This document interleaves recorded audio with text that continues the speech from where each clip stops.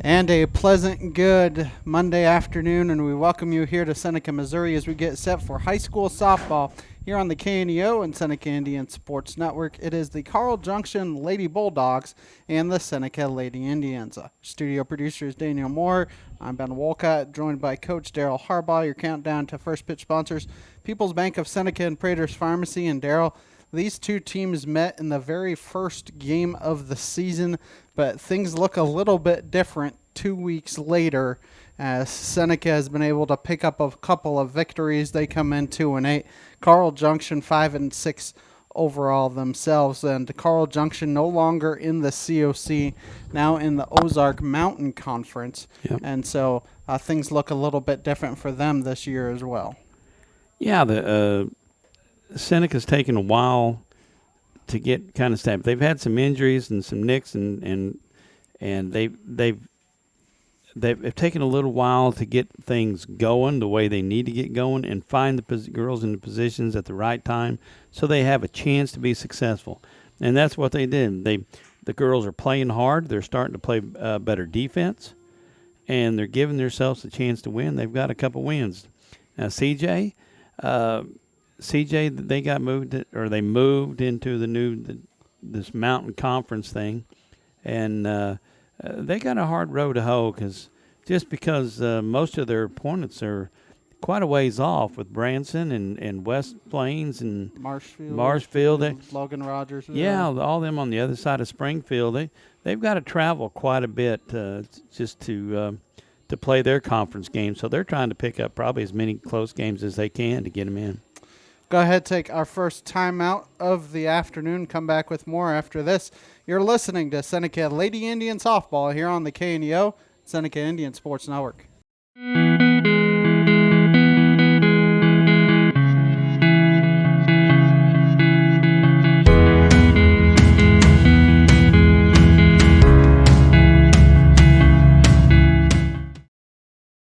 Prater's Pharmacy in Seneca is a proud supporter of the Seneca Indians. The pharmacy is open from 9 to 5:30 Monday through Friday and from 9 to 1 on Saturday. They offer an automatic refill program and internet refill service online at praterspharmacy.com and through their mobile apps. They also have a drive-through window. Prater's Pharmacy at 1711 Cherokee in Seneca, 417-776-8701. Go Indians! Seneca Indian Athletics is sponsored by Prairie Top Chiropractic. Located at 4556 Quince Road in Seneca, chiropractic physician Seth Wilson offers chiropractic services to Seneca and the surrounding areas. For appointment information, their phone number is 417-776-4556 or discover more at facebook.com/Prairie Top Chiropractic. Prairie Top Chiropractic, where their slogan is, better health, better you.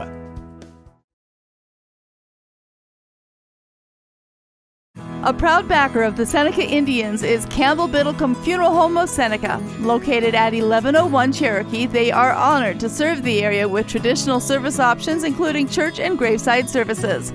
They also have prearranged funeral plans.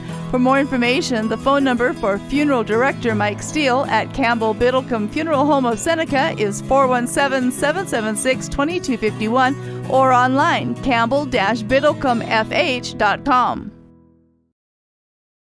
Dairy Queen Grill and Chill in Seneca is the place to go before or after the game. Check out their amazing menu of fan-favorite blizzards like Oreo or cookie dough. Happy hour is daily from 2 to 5 p.m. That means everything you can drink from a straw is half-priced, excluding premium shakes. Don't forget to grab one of their $7 meal deals or their signature stack burgers and top it off with a Misty Slush. The Dairy Queen Grill and Chill in Seneca, located at 308 Washington, open daily from 10 a.m. to 10 p.m. Proud to support the Seneca Indians.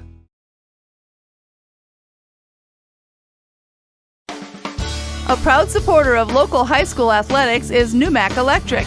Serving Newton and McDonald County, they provide power for area homes and businesses and want to wish all the athletes much success throughout the season.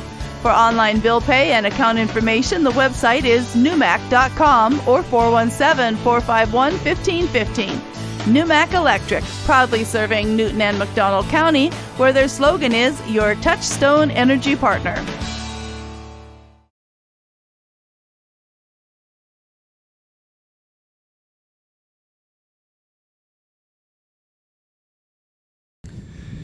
And we welcome you back. Is still about 20 minutes away from first pitch here in Seneca. It is the home opener here for the Seneca Lady Indians, and not very often that you get 2.5 weeks into the regular season before you get a home game. But Seneca will have a lot of home games the back half of the season. So you're on the road for a lot the first 2 weeks, but you'll make it up in the second half of the season.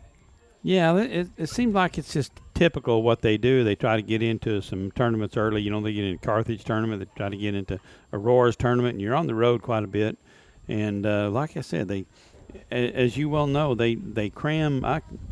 What do they cram? 30 games into a month and a half. I mean, they get them all in. And even last Friday they was at Logan Rogersville when the boys were playing football at Nevada, and of course we had. Coach King was up there giving us play-by-plays, and that always helped out. But, they just try to cram in a bunch, and it's probably nice for them to be home. I mean, you look at Seneca's schedule this week, it's a busy week. You have the non-conference game today. You get back into conference play tomorrow at Aurora. You come home to face Nevada at home on Thursday, and then you go to Branson for 2 days, Friday, Saturday. So it's a very busy week for the Seneca team. Yeah, it's very busy week. I mean, it's busy week on Grandpa's too, trying to run around and cover all the games and get watch the kids play. But yeah, this is what they do. They may get 5-6 games in a week, and it's it's just softball. I don't know how to explain any other deal. They try to get as many as they can in, and they travel all over. Next week, a busy week as well. One change for you. That Joplin game that originally was scheduled for the 25th got moved to Monday, the 23rd, and that game is now being played at 3 o'clock on Monday afternoon next week. Then they're home against Monette and Mack County Tuesday, Thursday that week. So another busy week next week for the Lady Indians. But you have to like the compete level for this Seneca team. It seems like last week, they lost their first games, 2 games of the week. They lost to Neosho 6-0, and then they lost to Mack County 12-4. But it just seemed like they were building confidence throughout the week, and then they were rewarded on Thursday and Friday with victories over Cassville 2-1 and then over Logan Rogersville 5-3. Yeah, they they started off and struggling and didn't know, and like I said, they were nicked up, dinged up. They've had a few just nagging injuries, and you're trying to just find the right position for the girls so they can compete the best they can. And you could see it coming on in the Neosho game, and then they started making plays behind Callie. Callie Rhodes is pitching out there, and they started making plays behind her. And then they go to McDonald County, and they started getting some base hits and scoring runs. Had the game, I think, tied in the 4th inning, maybe the top of the 4th. But it is everything. You could see it progressing. And then Cassville, man, we made some plays, good plays behind Cassville. And what we heard of Logan Rogersville, they did the same thing. They're starting to play defense and giving themselves a chance to win. Go ahead, take another timeout. Come back with more after this. You're listening to Seneca Lady Indian Softball here on the KNEO, Seneca Indian Sports Network. If you're a weekend warrior who likes to go, go, go, don't let pain put the brakes on your pace. When you need help with an injury that keeps you from moving, you want an orthopedic team with a proven track record. Freeman Orthopedics and Sports Medicine is nationally recognized and were recently named CareCheck's #1 hospital in the market and top 10% hospital in the state for hip fracture repair. Freeman Orthopedics and Sports Medicine, the experience you need to keep pace with life. The Seneca R7 School District is proud to support the student athletes and coaches competing in this game. High school activities help students learn life values such as hard work, dedication, and teamwork. The Seneca R7 School District is honored to serve such a great community and wants to thank all the Indian fans for their great support. The Seneca R7 School District. Tradition, pride, class. At ProLube Tire and Auto Center, we know what it means to rely on your vehicle. We race all year and know how to get that extra inch out of every part. Precision, quality, and reliability are not just words to us. It's what we do every day. We know you rely on your vehicle to perform for your family. From oil changes to full-on repairs, Pro Lube gives you the best racetrack team experience, so you can be worry-free. Pro Lube Tire and Auto Center, where we get it right on the road and the track. Hi, this is Jamie Langford with Langford Insurance at 910 Washington Avenue in Seneca, Missouri. My wife Terry and I are proud to serve our local area, and we're also proud to support the Seneca High School Pride Marching Band. Langford Insurance specializes in life, agribusiness, commercial, and personal insurance needs. Please stop by and see us at our office or call us at 417-776-LIFE or visit us at www.midaminsurance.com. The Roper Kia 4-State Sports Report will provide up-to-the-minute scores and highlights from around the 4 states.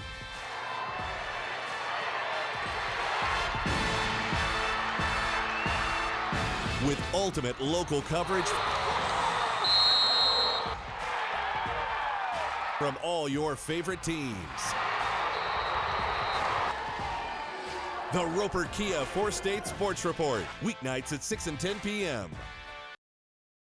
Happy Egg supports the family farmer because they've seen the difference a choice like this can make. Now you can grow for Happy Egg and choose to raise hens the right way, the happy way. When you grow for Happy Egg, you're growing for a family-owned and operated business. You're raising happy hens on 10 plus acres who will lay happy eggs. You're working for yourself. As a Happy Egg grower, you'll receive new flock cost support and yield-based compensation. Visit happyegg.com/grower to apply today. We get set for action here between Seneca and Carl Junction. Carl Junction 5-6 overall. They did beat Seneca in that Hound Dog tournament 17-2, but that was the very first game of the season for both those teams. So I have a feeling today will look a little bit different. They've lost 4 of their last 5. They lost to Webb City last week, beat Joplin, lost to Cassville, so that's kind of interesting. Lost to Cassville 11-3. Seneca beat Cassville 2-1. So it's just one of those things that you never really know what you're gonna get from each of these teams on any given night. Yeah, you don't know. I mean, all you're trying to do is try to play the best you can and trying to make. The main thing is can you make plays behind Cali Roads? Can you play defense when you're supposed to, and make plays when the ball's hit to you? And if you can do that, then you gotta. Then you might have a chance to win. You make errors, you're not. Last time Seneca beat this Carl Junction team was actually way back in 2012. Nope, I'm looking at the wrong dates. That's my fault. Seneca beat them last year on the road 9-6. So lost to them this year, but, year to year it's a different set of girls, so you can never know what to expect. And I'm sure both these teams will be ready to go. Seneca only 9 players today. Abby Stelt's not playing, so if you're Seneca, you got to make sure to not only are you trying to play to win, you're trying to make sure you stay healthy because you don't have anybody that can come off the bench. I mean, it's tough too. I mean, these girls I know, and they know it, and you know as well as I do. And all these girls have taken shots off their shins, and they've been hit by the softballs going along. And Ashton gets beat up at third base sometimes. But they know if they come off the field, there's no one else. They got to forfeit, and so it's like there's a lot of girls out there just toughening it out right now. And it builds. I hate to say it this way, but it does build character for you later in life as well. Obviously, you would love to have enough to have a JV game as well, but these are the 9 that 10. When Abby is healthy, those are the 10 you got, and they're gonna fight, and they've proven that fight. These past couple of games, being able to pull out a couple of victories. Yeah, here's the hand you're dealt with. This is what you're dealt with, and you do the best you can. That's all you can do, and they understand that they don't have the 10's all they got, and they've kind of come together and. They're playing good. All girls get along great, and they're having fun now. But, that's the way it should be. Your starting lineups here sponsored by Prairie Top Chiropractic and Langford Insurance. First for Carl Junction, Leading off is the first baseman, number 23, Matty Olds. Batting second and playing right field, number 11, Kinley Spindler. Batting third and playing shortstop, number 8, Katie Hunt. The cleanup hitter is the center fielder, number 24, Riley Palmer. Batting fifth and doing the pitching, number 14, Kylie Spencer. Batting sixth is the designated player, number 10, Addie Purvis. Batting seventh and doing the catching, number 7, Jasmine Blaney. Batting eighth and playing third base, number 21, Georgia Arnold. And batting ninth and playing left field, number 6, Gracie Arnold. The extra player is the second baseman, number 12, Taylor Sasson. Now the starting lineup for the Seneca Lady Indians. Leading off is the center fielder, number 4, Callie Fields. Batting second and playing left field, number 22, Maddie Collinsworth. Batting third and doing the pitching, number 17, Callie Rhodes. Cleanup hitter is the first baseman here this afternoon, number 15, McKaylee Mitchell. Batting fifth and doing the catching, number 10, Rayleigh Davis. Batting sixth and playing shortstop, number 25, Courtney Hancock. Batting seventh and playing second base, number 5, Jolie King. Batting eighth and playing third base, number 24, Ashton Lannon. And batting ninth and playing right field, number 1, Kesley Plattner. Seneca and Carl Junction still about 8 minutes away from the start of this one. We'll take a timeout, come back with more after this on the KNEO and Seneca Indian Sports Network. Being a Lion comes with a reputation for excellence. Whether it's in the classroom, on the court, or in the community, Lions are leading the way. With innovative and immersive academic programs, new scholarship opportunities, and a campus committed to the future, now is the perfect time to find your purpose. Find your pride at Missouri Southern State University. Marine Center Incorporated is a sponsor of Seneca Athletics. In business since 1979, they offer Mercury and Suzuki motors, along with low boats as well as boat repairs. Located at 4961 Highway 43 in Joplin, Missouri, open Monday through Friday 9 to 5, Saturday 9 to 12, and closed on Sunday. For more information, the phone number is 417-781-7450 or online at marinecenterjoplin.com. The Marine Center Incorporated, where the slogan is, your family boating headquarters.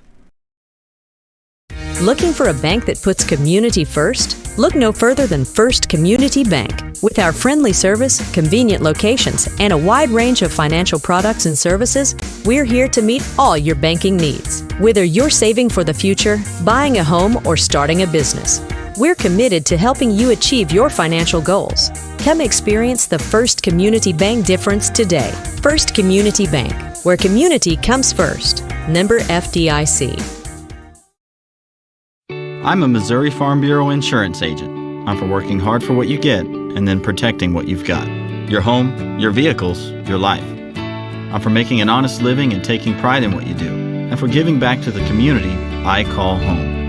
I'm for serving my clients with the respect and dignity you would expect from the farmers that started this company. And though I know you probably hope you never need me, I'm here for you when you do. I'm a Missouri Farm Bureau insurance agent, and if you're a Missourian, I'm for you.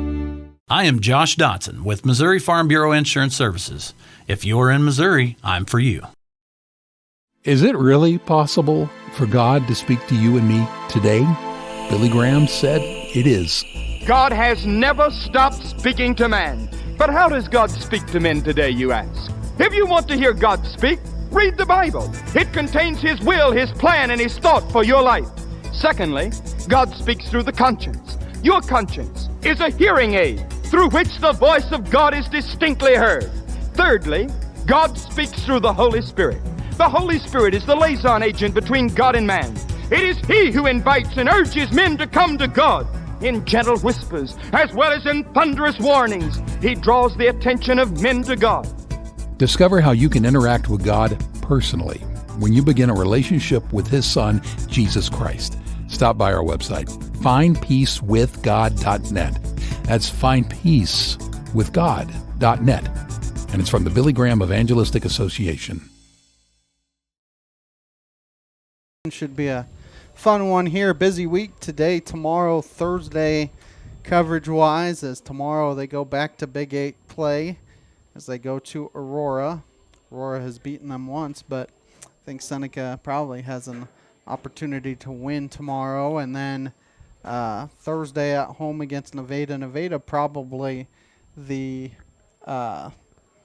maybe the favorite in the yes, Big 8 West. I was gonna say leader, but yeah, favorite for the Big 8. Yeah, I think conference. they've got a decent little team here.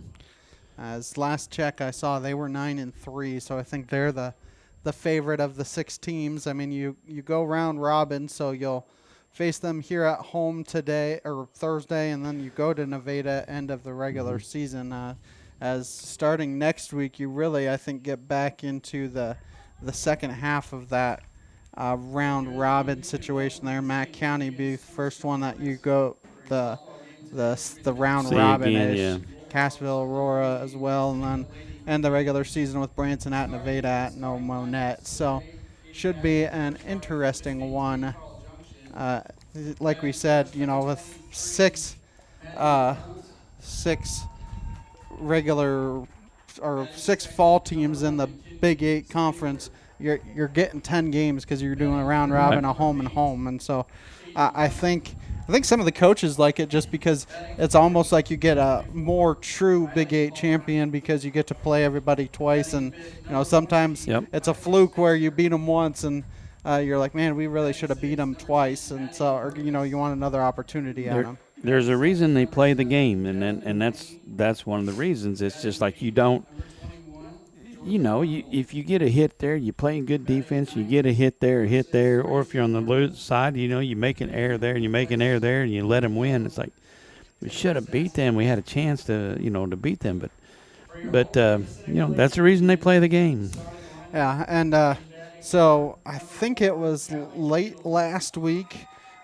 District alignments actually came out. Cassville will be the host of Seneca's district, and so we'll be making at least one more trip to Cassville. Districts won't be until middle of October, I would say, somewhere, 16th, 17th, somewhere in there, district-wise will be. And we'll make at least one more trip to Cassville. You're hoping for 2 or 3 more trips, depending on how far you can go. Well, they must like that.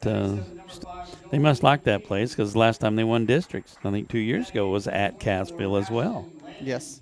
And played very well. So, and just beat Cassville 2-1 there. And like I said, it's just get going at the right time. We'll go ahead and take a 2-minute timeout for the national anthem. Come back with the start of the game after this on the KNEO Sports Network.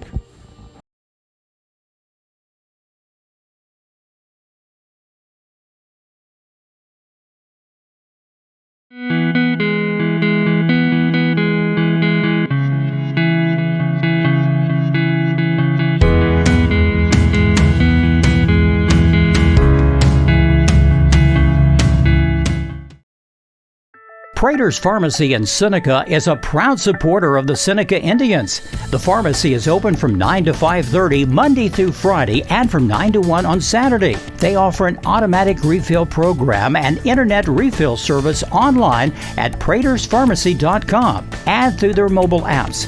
They also have a drive-through window. Prater's Pharmacy at 1711 Cherokee in Seneca, 417-776-8701. Go Indians! Seneca Indian Athletics is sponsored by Prairie Top Chiropractic. Located at 4556 Quince Road in Seneca, chiropractic physician Seth Wilson offers chiropractic services to Seneca and the surrounding areas. For appointment information, their phone number is 417-776-4556 or discover more at facebook.com/Prairie Top Chiropractic. Prairie Top Chiropractic, where their slogan is Better Health, Better You. A sponsor of community broadcasting on KNEO, Southwest Missouri Bank in Neosho, serving the Neosho area from 2 locations. They offer personal banking services, including checking and savings accounts, home loans, and online banking. Learn more online at smbonline.com. Southwest Missouri Bank, an equal housing lender. Member FDIC, where their slogan is Southwest Missouri Bank. We can do that.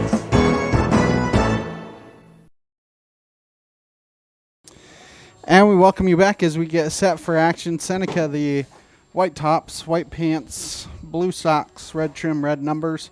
It's almost like the New York Yankee style, but Seneca colors. Got the pinstripes on, don't they? And then Carl Junction, the all blacks with red and white trim, red numbers here this afternoon. We'll go over the lineups here one more time for you. Maddie Olds leading off for Carl Junction. Kinley Spindler batting second. Katie Hunt batting third. Cleanup hitter is Riley Palmer. Batting fifth is Kylie Spencer. Sixth is Addie Purvis. Seventh is Jasmine Blaney. Eighth is Georgia Arnold. And ninth is Gracie Arnold. Home plate umpire Rick McCullough. Your base umpire here this afternoon is Derek Price. We have seen both of them plenty this year. As Seneca will look like this in the field. Maddie Collinsworth in left, Callie Fields in center, and in right field is Kesley Plattner. Left to right in the infield, Ashton Lannon at third, Cordy Hancock at short, Jolie King Yep. at second, and Michaela Mitchell at first, with a battery of Rayleigh Davis catching Callie Rhodes here this afternoon. First pitch, it's going to be a little bit later than 4:30. As game time temperature here says it is 82 degrees at the moment. Oh, it's a great day. As the wind is gusting a little bit as that first pitch is low for a ball. Counts 1-0. First pitch, 4:32 p.m. Little wind coming out of the northeast. No humidity with that wind. It's rather nice. So here comes the 1-0. That's in there for a strike. Count 1-1. No scoreboard here this afternoon, so if I get confused on the count, I apologize. Well, Rick may be confused on the count as well. So 1-1 the count here on Olds. Here comes the 1-1, and that's high. Count 2-1. Got a bird's eye view here this afternoon as they finally finished the press box in spring, and now we're enjoying it. So here comes the 2-1 from Rhodes. That's inside, and the count's 3-1. Think about that game against Cassville. Rhodes only walked one. We weren't there in Logan Rogersville, but you have to think she didn't walk very many. Probably not. I know she threw very well at Cassville, and I imagine Logan too. The 3-1 is in there for a strike, and the count's full at 3-2. You got to watch it here at Seneca, the right side of this field. It's looking right into the sun. First baseman, second baseman, and the right fielder. A full count here on Olds. So here comes the full count pitch. That ball hit to the right side. King able to grab it, underhand throw it to Mitchell. A 4-3 put out, and there's one down. Good job by King. Yeah, kind of handcuffed her. She stuck with it. That ball had a lot of spin coming off that turf, and she had to juggle it around, but she stayed with it and smothered it. Kinley Spindler will come to the plate, and good job by Mitchell as well. I mean, it was on an underhand toss, but for somebody that never plays first base, every opportunity is a good one. That ball is poked out to left field, and it dumps down in front of Collinsworth. She thought about two. She's going to try for two, and a wild throw. And now they're going to have her get to third. And see if she tries to come home. She does not. So it's a double for Spindler, and then the throwing error allows the runner to get to third. You think about it, it was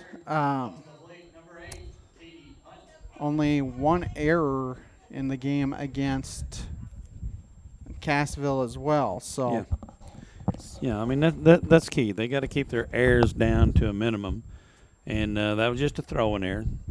I think she had a play at second base. She did, yeah. And we just missed her. Callie Cordy Rhodes just missed her. Callie Rhodes bringing the entire infield in to have a conversation, and that's one of your senior leaders for the Indians. You got 5 of the 10 kids out are seniors this year, and she's the only senior. Well, Lannon is the senior out there at Callie Fields, Callie Rhodes, Kaylee Mitchell, yeah, and Ashton. So, but she's definitely one of your leaders out there, so she brought the entire infield in to have a conversation. If not the leader. I mean, her enthusiasm for the game is fun to watch. I mean, she gets down on herself. She gets down on herself, not her teammates. She gets down on herself. She's just encouraging her teammates. 0-1 the count here on Hunt. Runner at first, 1 out. 0-1, and that hits the outside corner, and the count's 0-2.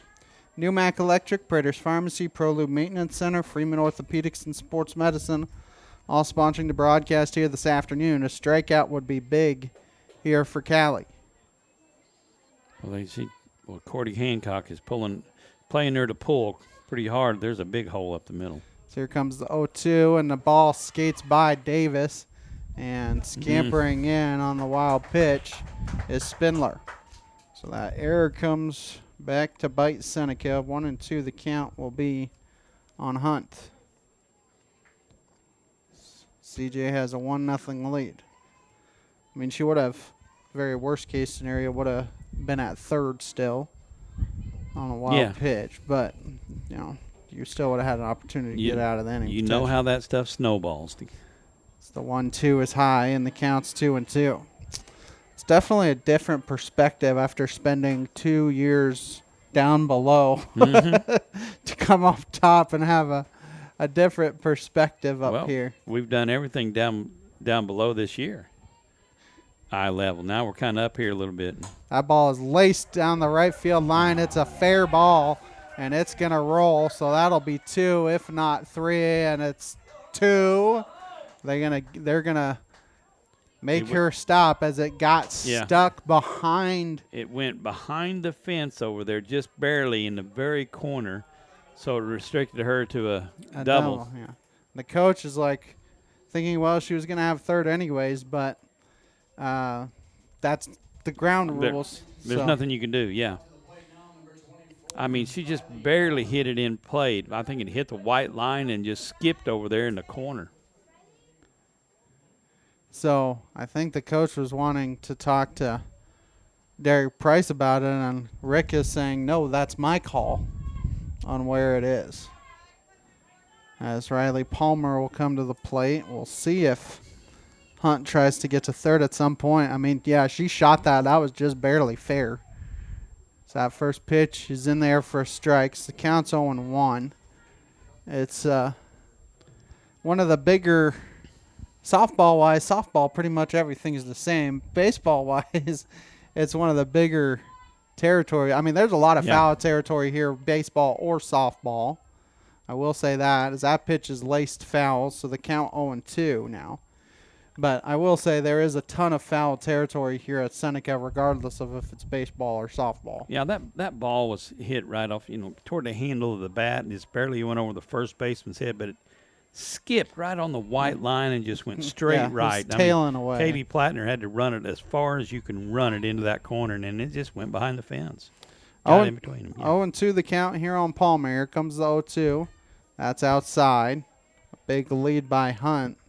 It's Davis able to snag it. Count 1-2 here on Palmer. Abby Stelt's not playing here this afternoon, so there are some players in positions they aren't normally at. As that pitch is low and outside, it's the count 2-2.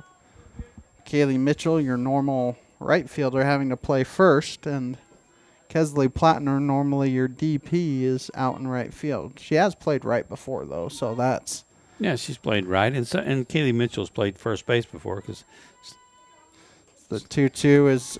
outside, the count's full at 3-2. Yeah, Stelz had, at the very first, Stelz couldn't play because of nagging injury. And now I think she went to a doctor's appointment or something, so she's out today. Hopefully be back tomorrow against Aurora. I hope so. 3-2 the count here on Palmer. That ball is poked foul, and it lands on top of the batting cage, so I don't think anybody's going to get that for a while. That might be gone for a while. It's sitting on top of the cage. Yeah. Unless they got a way to get it off. The count remains full here on Palmer. Don't want to lose her. They had an 0-2 count on her. comes the 0-3-2, and it's high and inside for ball 4. So 1-out walk. You know what walks and errors can do to you. As Kylie Spencer will come to the plate. Now to the plate, number 14, Kylie Spencer. So she's going to try and help her own cause. Seneca would love to have a twin killing here. Get out of the inning with only 1 run given up. Still just 1 out. Here comes the first pitch. And it's a strike, a high throw. The runner going to try and come home, and she is in there safely. So it's a stolen base, and then an E2 allows the runners to advance. So it's 2-0. The pitch was a strike. I think they had an opportunity to get her, just really threw it a little bit high. Airmailed it. I think we've all done that. Oh, yeah, we've done it. You know, they're Ashton down there third. There's not a whole lot of big target down there, but she just threw it overhead. I would say that ball is coming toward us, but the fence is way too high. I had it for the second out, but count 0-2 now on Spencer. If the ball ever gets over the fence and gets to us, I think that'd be a miracle. Yeah, it won't do that. Maybe bang off the top of this roof. Yeah. Campbell Biddlecombe Funeral Home, Big Nickel, Missouri Southern State University, and Prairie Top Chiropractic all sponsoring the broadcast. It's 2-0 here. Spencer an 0-2 count. Runner at third. 0-2 is laced to left, and it's going to just drop in fair territory. The runner's going to try for 2. King has a close play, but she is safe. And it's an RBI double for Spencer. And right now, they're just dinking and dunking their way.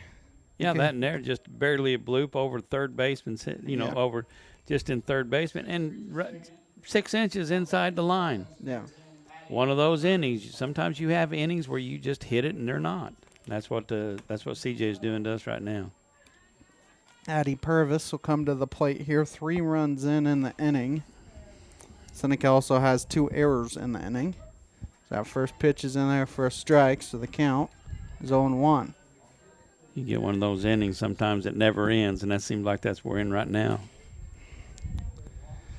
I mean, Rhodes is doing a good job of getting ahead. She got ahead of Palmer, got ahead of Spencer. They're just putting it where Seneca isn't. As that ball is blooped to Rhodes, she slips. Mitchell able to grab it.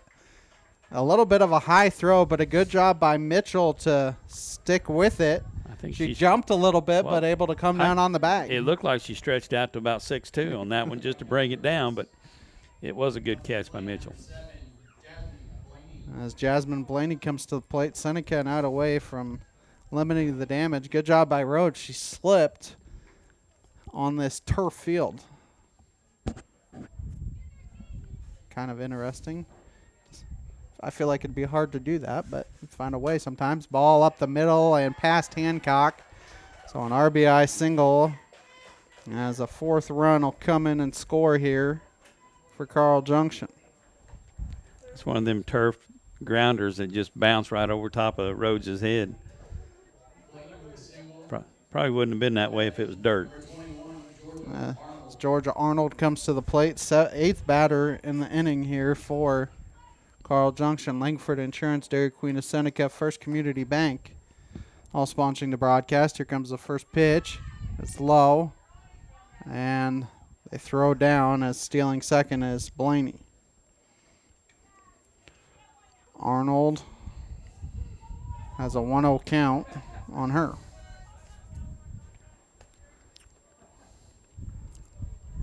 As I'm waiting for the sign from head coach Allie Stolte. Susan Beville, her assistant, pitch outside, so the count 2-0. People's Bank of Seneca, Crowder College, Christian Healthcare Ministry, Seneca School District, all sponsoring the broadcast here this afternoon. Seneca at Aurora tomorrow. And then that pitch was outside, count 3-0, and then at home on Thursday against Nevada. Then they go to Branson Friday, Saturday. But we I won't. think they're actually thinking about taking off and spending Thursday night and Friday night. In Branson. Yep. So that pitch is outside.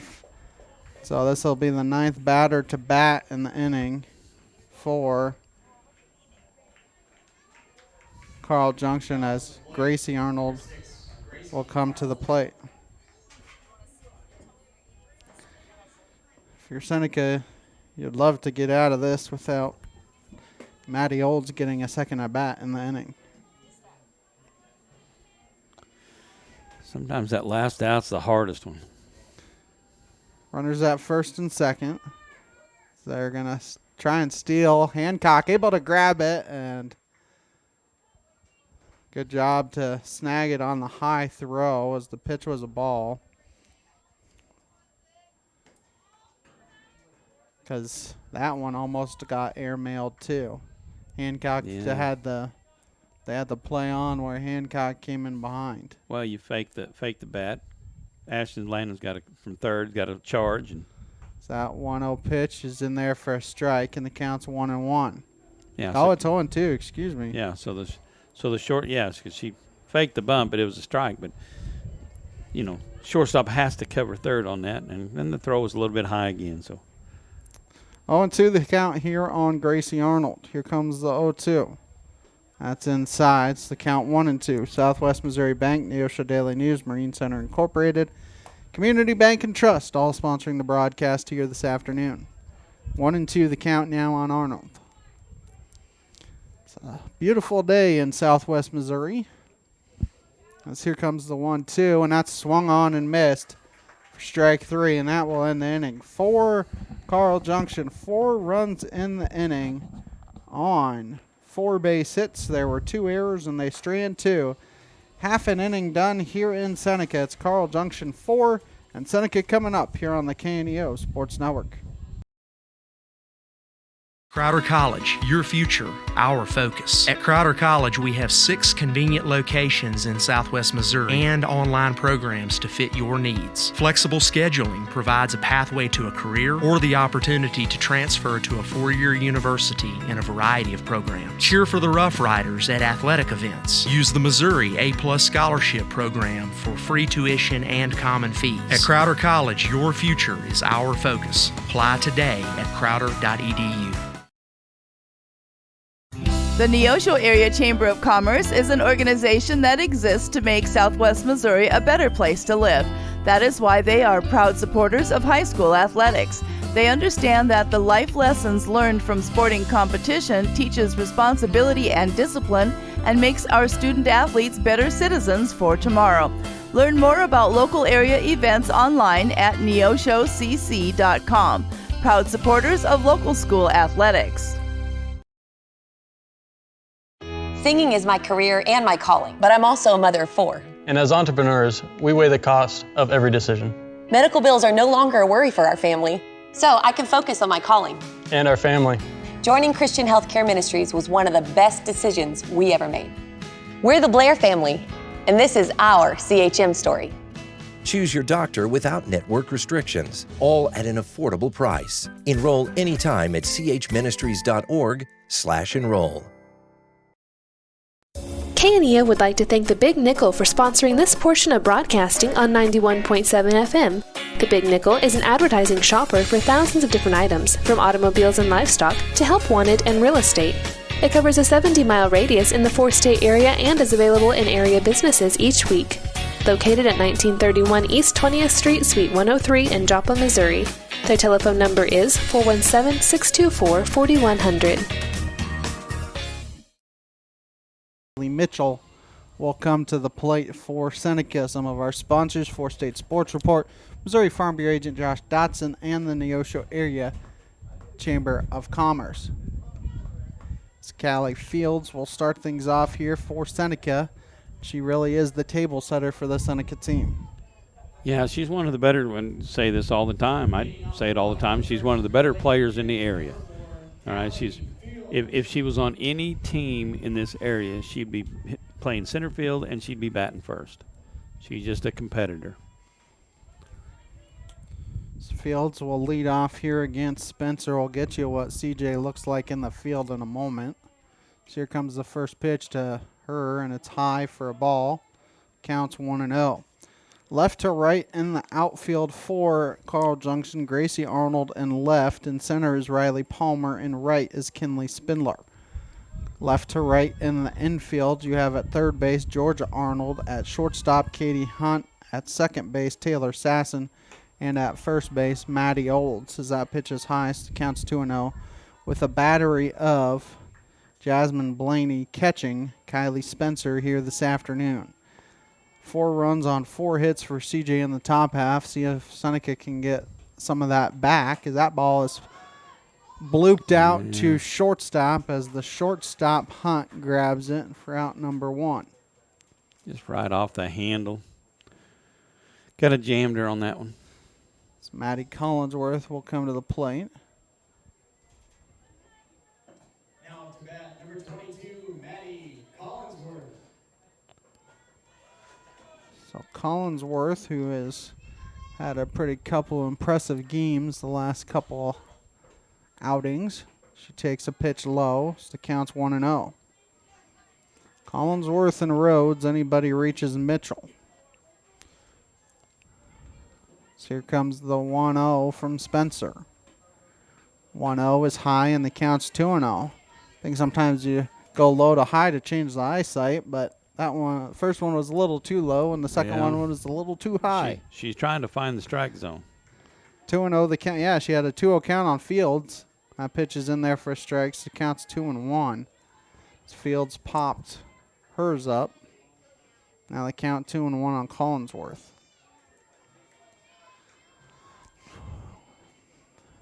Two and one the count. Here comes the 2-1 pitch. That ball is poked just to the right of us. Granted, there's a screen in the way as well, but count now 2-2.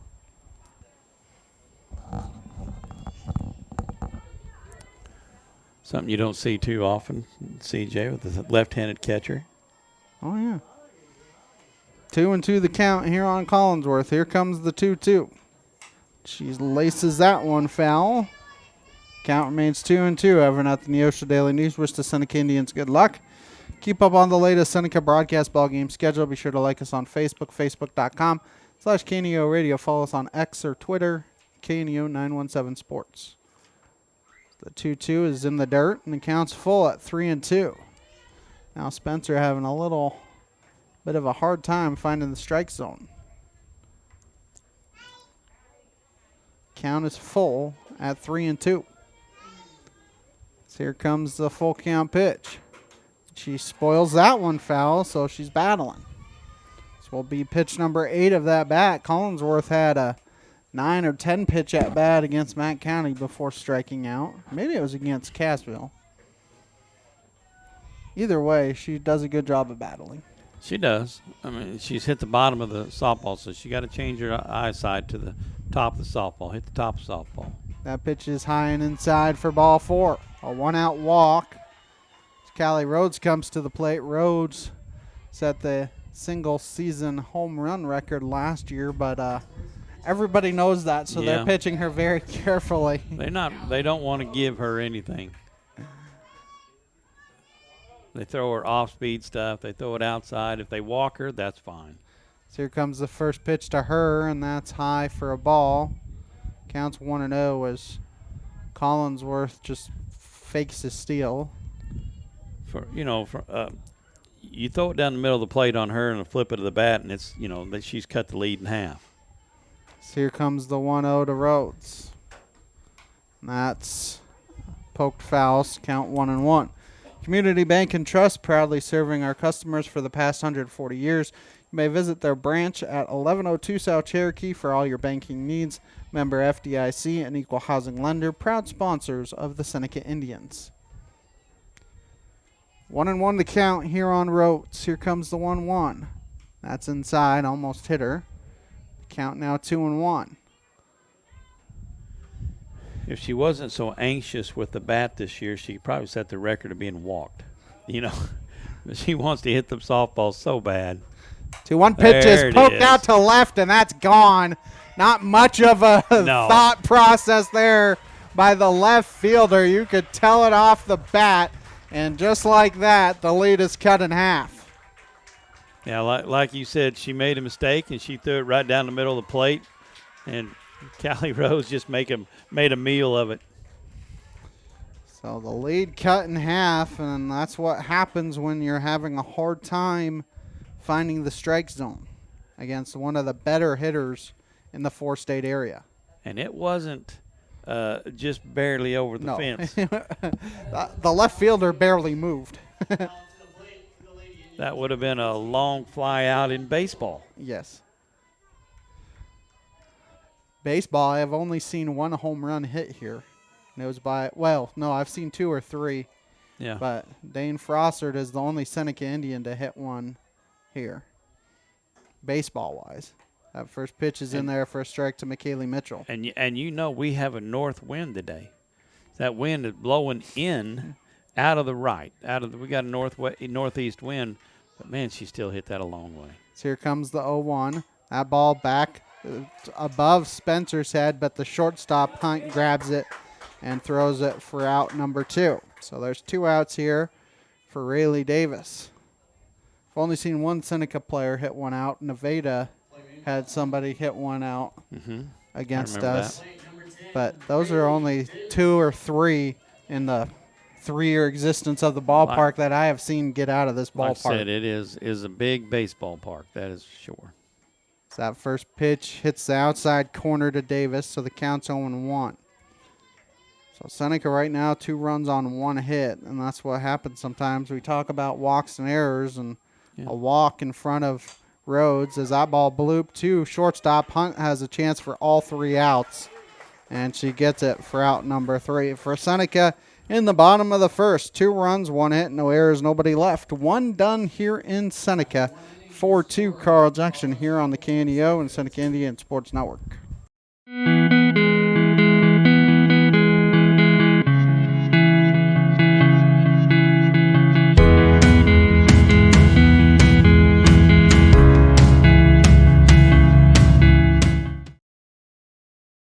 Prater's Pharmacy in Seneca is a proud supporter of the Seneca Indians.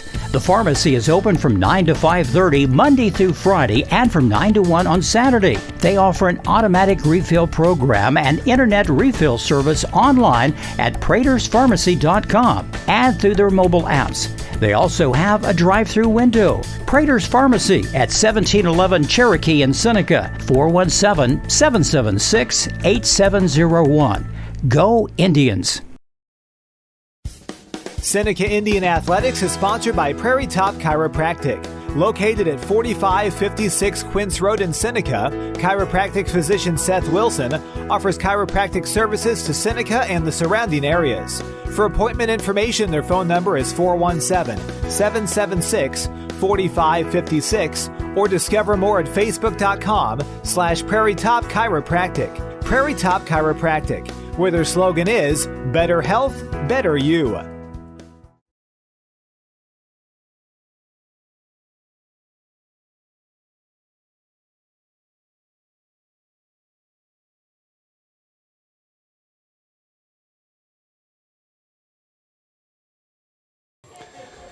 Carl Junction will send the top of their order back up here as we have hit the 5 o'clock hour here in Southwest Missouri. You're listening to KNEO 91.7 FM, Neosho Joplin, live online at kneo.org. It'll be Old, Spindler, and Hunt due up. Anybody reaches, Riley Palmer will come to the plate here for CJ. Rhodes would love a 1-2-3 inning. We talk about how walks and errors will kill you all the time, Daryl. 3 of the 4 runs given up in the first are unearned. Yeah, you've got to minimize that. You got to minimize the wild pitches. You know, Rayleigh Davis got to be like a wall back there when they get them on base, on third base, and a lot of times that's the pitcher too. Is like you got to set your catcher up to be successful as well. Nobody on, yeah, you can throw that low pitch and throw it in the dirt, man. You got people on, you got to keep the ball up. Here comes the first pitch to Olds, and that's in there for a strike. Count on 1. Olds grounded out, Spindler doubled, and Hunt doubled. And those doubles are right on the line. You know, Yes. 2 foot among them, and they're and foul ball. They were both lines, too, because Spindler was down the right field line. 0-1 pitch is grounded foul, so the count now 0-2. Spindler was down the right field line, and it hit chalk. Hunt was down the left field line, and it barely missed chalk. It was just in the brown. Yeah, I mean, you're talking 6 inches. I mean, it was close. But here, Callie's been working ahead. She's been pitching well. I think she only had 1 walk first inning. Yes. But she's been pitching well. It's 0-2. She had 2 walks, actually, in that. 2 walks. Okay. Need to correct myself. That one blooped in the air. Davis had no idea where it was. Not that she would probably have been able to get there. This count remains 0-2. Good pitch there. A little high up in the strike zone. And, you know, you can't let the umpire make the call. So the CJ girl swung at it right off the handle.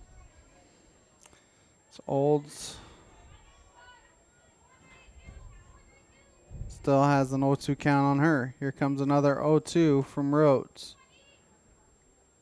That ball poked in the air to left. Collinsworth has a beat on it and grabs it. She did not really have to move a muscle there. No, just a few steps in, you know. Of course, they're playing on the baseball field. She's just barely in the grass on the field. And it wasn't, you know, she just moved in about 10 feet. As Kindley Spindler will come to the plate. She's the one that just hit it on the chalk down the right field line her first time up. And she was late on that swing, too. Ball poked down the left field line. That one going to be foul. Count 0-1. She swung at the first pitcher last time up, too. Mm-hmm. Well, Callie's throwing strikes, you know. She's not – there's no need to waste around. Throw the ball, throw the strikes, and let's make plays behind her. 0-1 the count here on Spindler. As here comes the 0-1 from Rhodes. That pitch is poked foul. So count 0-2. Rhodes has gotten ahead of both hitters so far here in the second. And that was way early, and the first one was way early, and that one was way late. So we'll see if she goes off speed or if she tries to change the eyesight. You know, everybody seems to like the one at the eyes, so maybe you go with a rise ball. I always like the fastball up. I don't know why, just because you can see it well. Usually can't catch up to it, but that ball is poked foul. Count remains 0-2. Rick McCullough going to go grab the foul ball himself. Yeah, Rick getting a little exercise in. Rayleigh saying, my bad, I probably should have got that. And he's like, yeah, I don't care. Still 0-2. And then here comes another 0-2 from Rhodes. That's in the dirt. So count now 1-2. Will never cease to amaze me the prominence of the numbers on the cards like a quarterback anymore to call signals. You know, you got so many different numbers and they all mean the same thing. Right. They just don't want to, well, we can't call the same number out for the. That pitch is hit in the air to center field. Fields has to move in about 5 feet maybe and grab it for out number 2. Guess all that's left is for Plattner to catch one in right field because you have one in left and one in center. As Katie Hunt comes to the plate. Yeah, she is like I've said before, and I'll say this again, Callie Fields is one of the few girls I know of and one of the few guys I know of that can actually read the ball off the bat. There's a lot of times they hit the ball and then you're trying to make adjustments off to it. She's got that knack. There's kids that have that knack of knowing where to go. First pitch to her is inside for a ball. This counts 1-0. Newmac Electric, Prater's Pharmacy, Prolube Maintenance Center, Freeman Orthopedics and Sports Medicine, all sponsoring the broadcast. Back to the cards again. When I was growing up, fingers seemed to work just as well. Yep. As here comes the 1-0. That ball hit to third. Lannon going to throw to first. Had to hesitate for a moment. Let Mitchell get to the bag, and it's a 1-2-3 inning for Rhodes. 1.5 done here in Seneca. Still 4-2 at Carl Junction here on the KNEO Sports Network. I am a Missouri Farm Bureau insurance agent, and I'm here to talk about life, your dreams, your work, your family. and how you can protect it all with a company that will talk to you with the honesty of a farmer and take care of you with the integrity of a neighbor. I'll make sure no detail is left uncovered so your family can breathe easy. Because just like you, I chose to build a life in Missouri too. I'm a Missouri Farm Bureau insurance agent, and I'm from Missouri for life. I am Josh Dotson with Missouri Farm Bureau Insurance Services. If you're in Missouri, I'm for you. The first question that the devil asked the first woman, Eve, in the Garden of Eden was this: hath God said? Billy Graham. The devil was trying to plant in man and woman a doubt about the Word of God. The devil hasn't changed his tactics. He's still trying to convince people that what they read in the Bible isn't really what God meant. Maybe you've doubted something you've read in the Bible or wondered if the Bible is still relevant today. Don't believe the devil's lies. This is the Word of God, and it doesn't change from generation to generation. And what was true 1,000 years ago is true today in this book.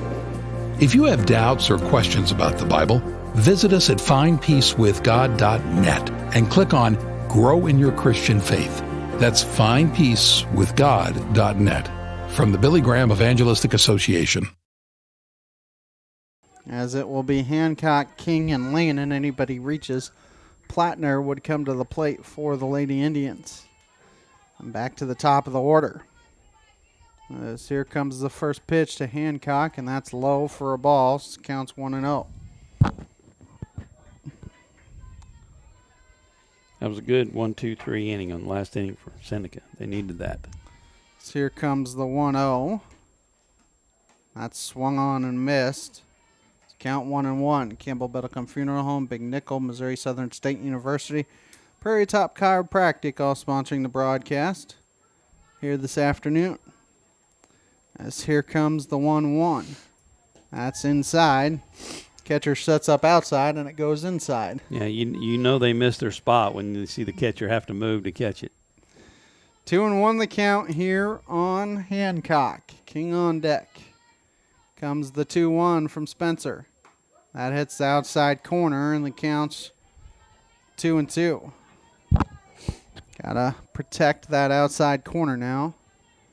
Tell you what, having the softball boxes and the baseball boxes together mess with you a little bit. At least me. So here comes the 2-2. That's outside, maybe high as well, and counts full. Good job there by Hancock. Wonder if they have to spray paint those on, and then come once softball season's done, you got to get rid of them somehow. Spray paint what on? The batter's box. The full count pitch is poked out to center field. Center fielder moved about a foot. Yeah. There's one down because the softball batter's Right. boxes are shorter than the baseball ones. Yeah. So I always wonder that if they Shorter and they're a little further up. 'Cause Yeah. They get to, especially the left when they get to running start on some of those left-handers. Yeah. So it makes you wonder how they get those off. Probably just spray paint, huh? Might just turn them brown for baseball. So that first pitch is high. So count 1-0 here on Jolie King. These are just some of the conversations that Coach Harbaugh and I have that sometimes people hear and sometimes they don't. As that pitch is in there for strikes, it counts 1-1. Well, like you said, I'm hoping one of these years they get to build a softball complex out here as well. So here comes the 1-1. That's in there for a strike, and the count's 1-2. King needs to try and protect now. Usually does a good job of making solid contact. Mm-hmm. Whether or not she gets on is a different story. You got to learn to be aggressive with the bat. So that ball poked in the air in foul territory, and it's going to land just in front of the CJ dugout and screen, and so Good hustle by that first baseman. that first baseman is Olds. Yeah, good hustle by Olds just to almost get there. Count remains 1-2. So here comes another 1-2 from Spencer. That ball poked in the air. The Hunt has been busy at second base, and she grabs it. Short. Thank you. At shortstop, she grabs it for out number 2. She still has been busy. Yeah, she's been. She has 4 of the 5 putouts of the afternoon. We're hitting the bottom of the softball. We need to hit the top of the softball. So Ashton Lannon will come to the plate here for Seneca. It's Ashton's problem here lately. She's been hitting the bottom of it instead of the top of it. So here comes the first pitch, and that's nubbed foul. So the count's 0-1. Langford Insurance, Dairy Queen of Seneca, and First Community Bank all sponsoring the broadcast. This count remains 0-1. So here comes the 0-1 from Spencer. Swung on and missed. And the count 0-2. You couldn't have laid that on a silver platter on a tee any better than that one. She just missed it. So here comes the 0-2. That ball is nubbed towards the on-deck circle, and Plattner has to make a play on it and get it to the third baseman. So Lannon, an extra life here. Battle on, put a bat on it. If you don't like it, put a bat on it. Here comes another 0-2, and that's high. If you don't like it, don't swing either. Well, yeah. But if it's close, you've got to do something. Shorten up your swing, choke up. Just put a bat on the ball. It's count now 1-2. That's swung on and missed for strike 3. That will end the inning. A 1-2-3 inning for Spencer. We are done with 2 here in Seneca. It is CJ 4 and Seneca 2 here on the KNEO and Seneca Indian Sports Network.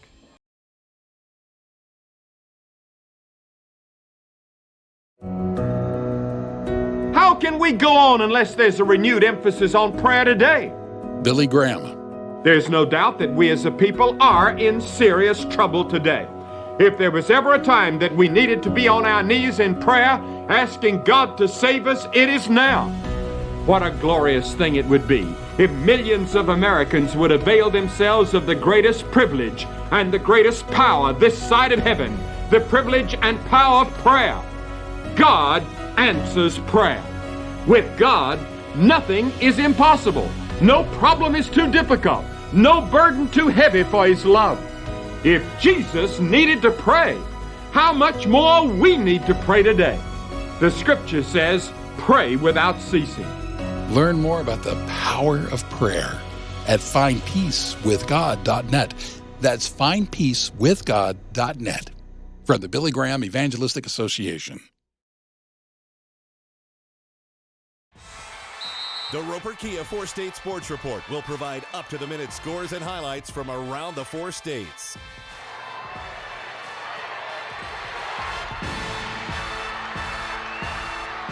With ultimate local coverage from all your favorite teams. The Roper Kia 4-State Sports Report, weeknights at 6 and 10 p.m. Of the third inning, as Riley Palmer, Kylie Spencer, and Addie Purvis are the 3 due up. Palmer and Spencer came around and scored in the first. So here comes the first pitch from Rhodes.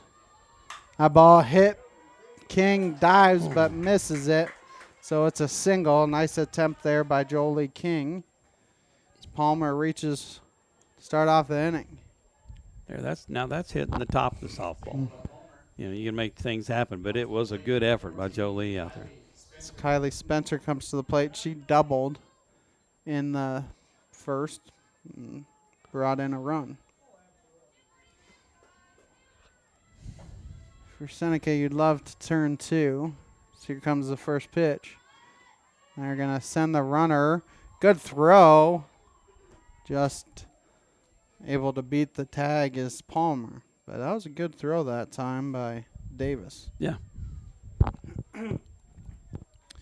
1-0 the count here on Spencer.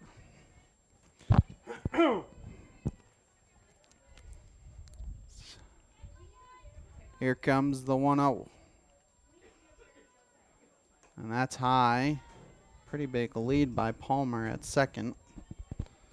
Just dancing around. Secondary leadoff, whatever they get, you know.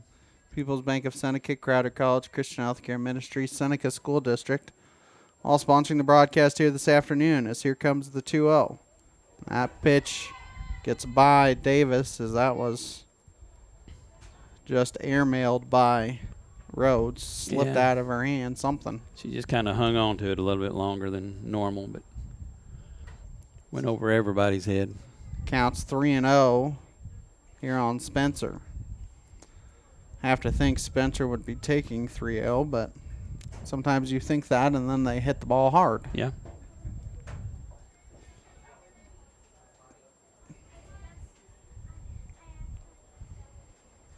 As Spencer gets back in the box.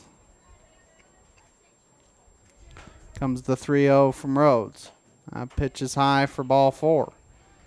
You have to think she will probably be trying to take second, see if there's a play on at some point. As Addie Purvis comes to the plate, she grounded out to Rhodes, her first plate appearance. Southwest Missouri Bank, Neosho Daily News, Marine Center Incorporated, Community Bank and Trust, all sponsoring the broadcast here this afternoon. So Rhodes digs in the circle. Here comes the pitch from Rhodes. That's low, and they fake the throw down as Spencer takes second without a throw. 1-0 the count. I don't think Palmer bit into that one bit. No. And they know it's coming. Everybody knows it's coming. So here comes the 1-0. That's high and inside, and the count's 2-0. Four State Sports Report, Missouri Farm Bureau Agent Josh Dotson, Neosho Area Chamber of Commerce, sponsoring the broadcast. Seneca will send 9-1-2 to the plate in their half of the third. Whenever we get there. See if we can get out of this one.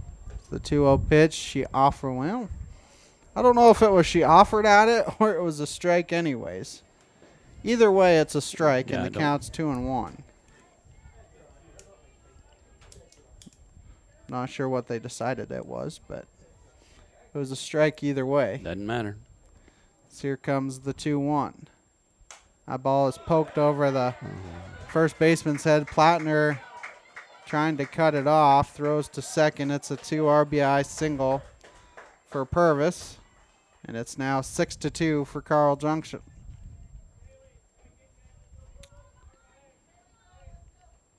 Yes.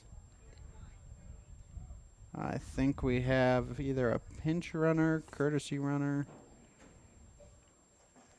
I want to be a courtesy runner because it's the DP. I wonder if Sassen's running. There's a Did it change? Oh, here she comes. There's a conversation going on somebody running. A pinch runner once or something. And I don't know because I can't see the number, Ben. Yeah, the ponytail's in the way. Big shocker. Out to the plate, number 7, Jasmine Blaney. As Jasmine Blaney will come to the plate. If I see the number, Ben, I will tell you. Looks like number 5. So it'd be a pinch runner. That first pitch is in there for a strike. So the count's 0-1. I believe you're correct, and I think it's number 5. Which that would be Kaylee Crow who would be running. 0-1 the count here on Blaney. You would think Crow might be off on one of these pitches here. Test Davis's arm some more. She's bunting it, and Lannon grabs it. Nobody covered from behind. And there's one out here. I mean, the Crow, the first baseman, there was nobody at first base, but Crow at first base didn't travel very far either, so I don't know that there would have been a point of trying to throw either. No, yeah, Jolie King kind of got mixed up on that of where she's supposed to go. She went second. She's supposed to cover first. Georgia Arnold comes to the plate. First pitch is high for a ball. Counts 1-0. She walked her first plate appearance. 1-0 the count.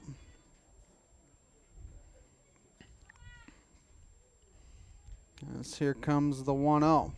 That's in there for a strike.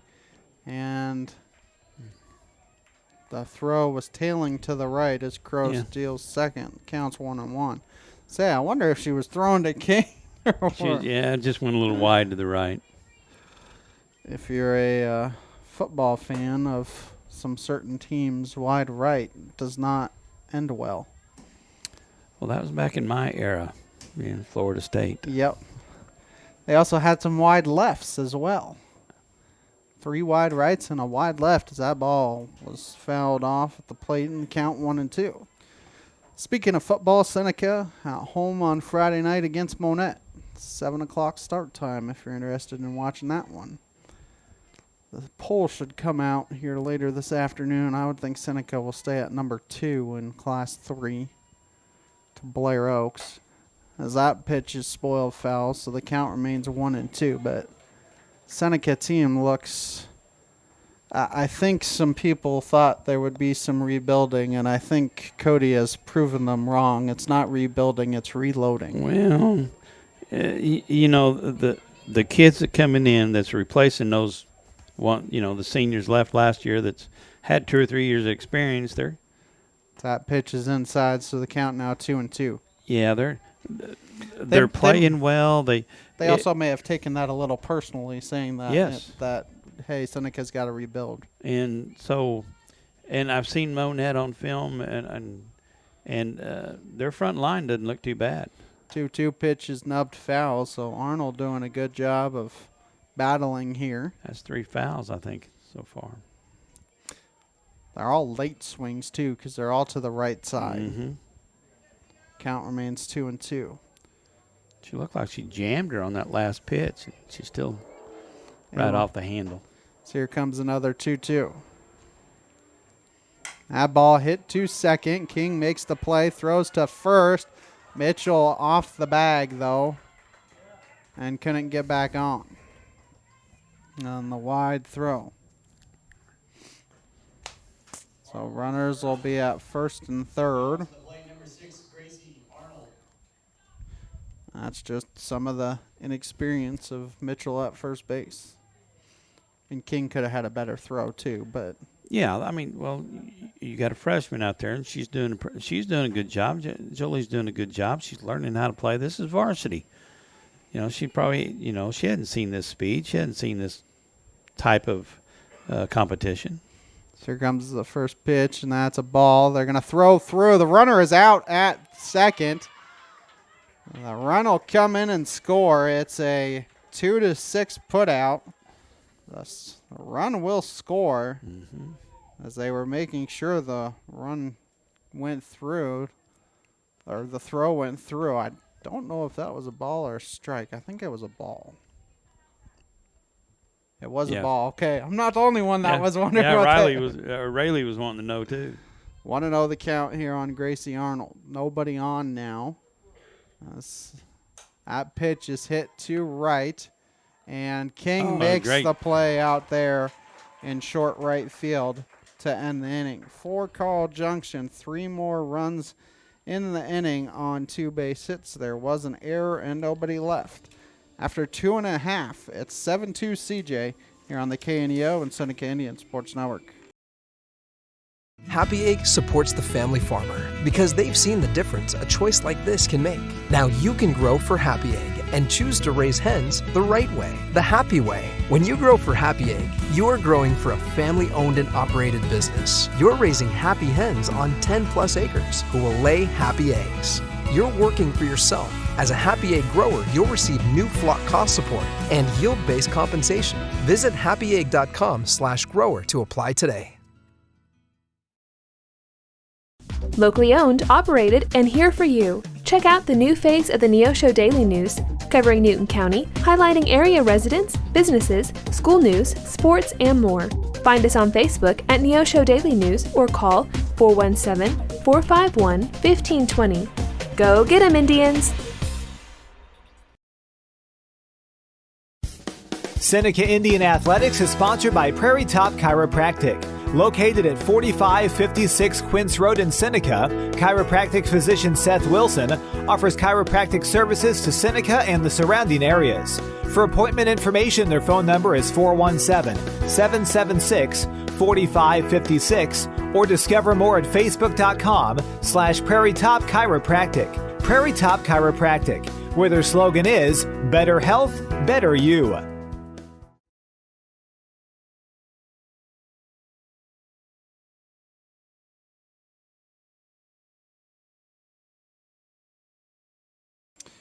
Kesley Plattner leading off the third inning here for Seneca as she takes two balls outside. It's count 2-0, 9-1-2 here for Seneca in the bottom of the third. That pitch is low and the count's 3-0.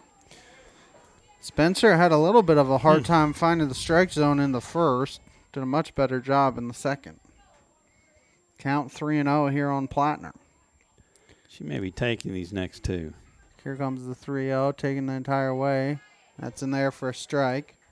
Count 3-1. Keep up on the latest Seneca broadcast ball game schedule. Be sure to like us on Facebook, facebook.com/KNEO Radio. Follow us on X, KNEO 917 Sports. She was swinging at the 3-1.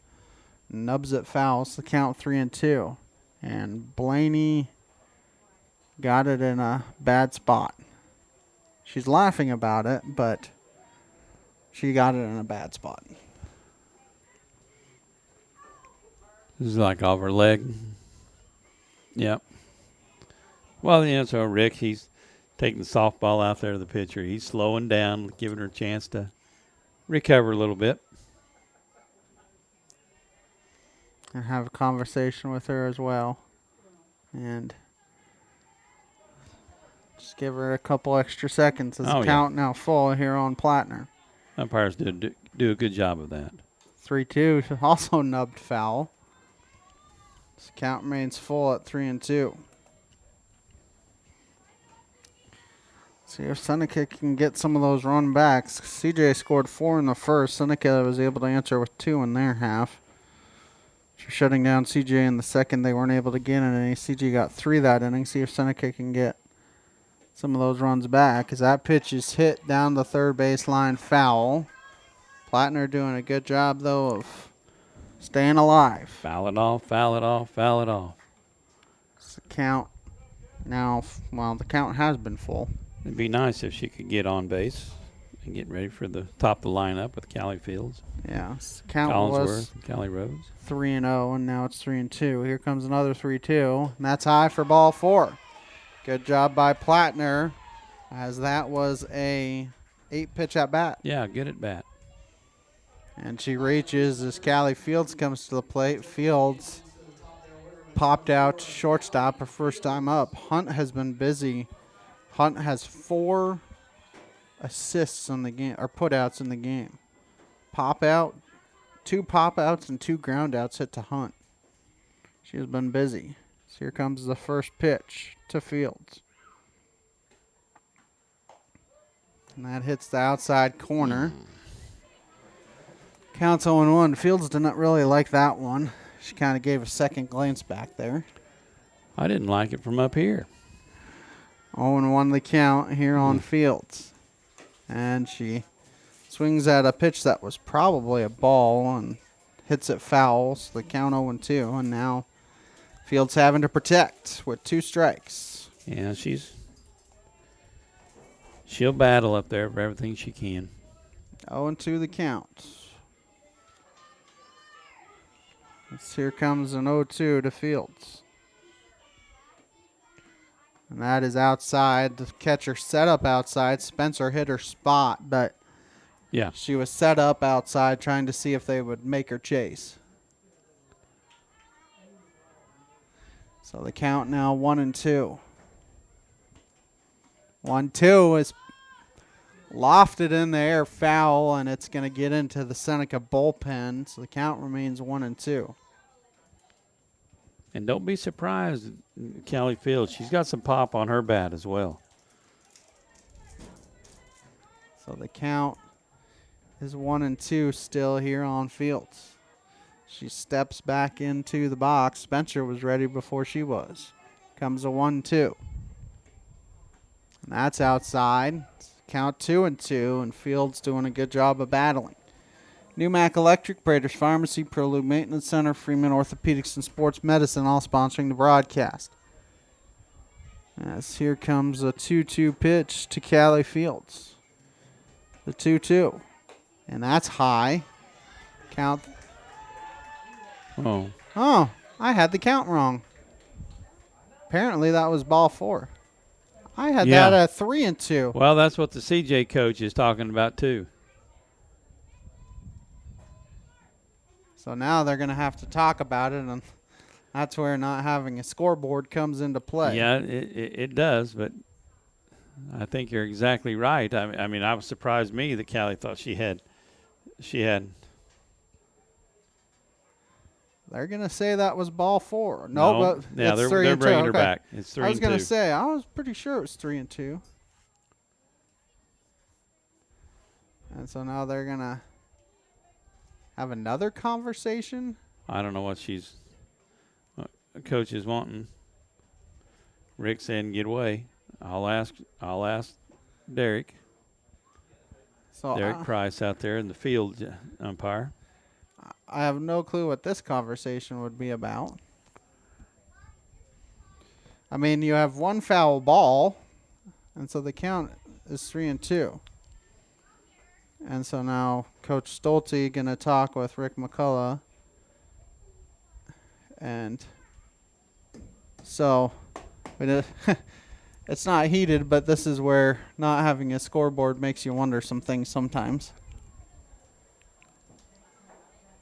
Because the count was 0-2, and she's only thrown 3 balls. Yeah. So. Yeah. It's count 3-2 here on Fields. Here comes the 3-2 offering from Spencer. That ball is hit high in the air down the left field line, and the left fielder cannot get to it. Actually bounced and hit her in the face. Hopefully Gracie Arnold out there is okay.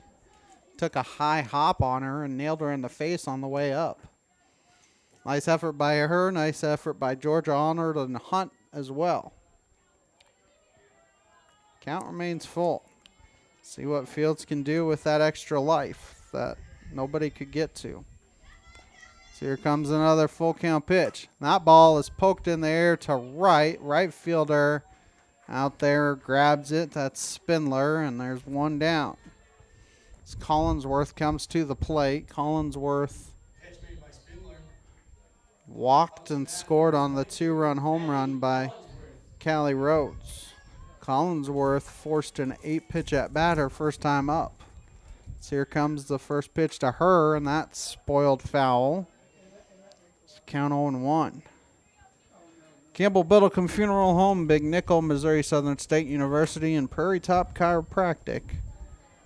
All sponsoring the broadcast here this afternoon. Right now, 7-2 CJ. Here in the third, as that pitch hits the inside corner. And the count's 0-2. So now Collinsworth needs to protect with 2 strikes. 0-2 is swung on and missed. They throw behind Plattner, but Plattner back safely. They're going to be very careful with Callie Rhodes, who hit a 2-run home run her first time up. Yeah, it wouldn't be surprised me if the coach says you don't throw her nothing. Langford Insurance, Dairy Queen of Seneca, First Community Bank, all sponsoring the broadcast. As here comes the first pitch from Spencer. That pitch is high and outside. Counts 1-0. See if Rhodes can find a gap. Plattner would come in the score. Obviously, if you could hit another 2-run home run, Plattner would score easily as well. So that pitch is low, so the count's 2-0. You'll find out here on this pitch here. I know some has been 3-0, but the 2-0 is inside, and the count's 3-0. Callie Rhodes is one of the few players that has a green light 3-0 If it's in her wheelhouse, don't be surprised if she swings at it. Yeah, she's not wanting to walk. I know that. As here comes the 3-0. And that's outside for ball 4. So a 4-pitch walk, and like you said, Daryl, not really anything that close. No, they don't. They do not want to throw it over the plate for Callie Rhodes. It's McKaylee Mitchell come to the plate. She grounded out to shortstop her first time up. See if she can find her way on. Try and get an RBI or two. The first pitch to Mitchell is high and outside. Counts 1-0.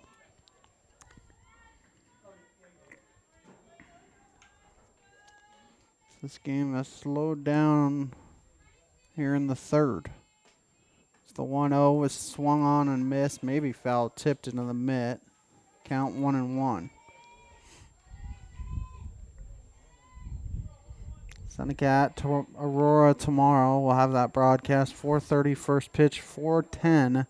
Pregame show, ball hit in the air to center field, but the center fielder Palmer grabs it for the final out of the inning. For Seneca, no runs, no hits, no errors. 2 left. 3 in the books here in Seneca. 7-2 CJ here on the KNEO and Seneca Indian Sports Network.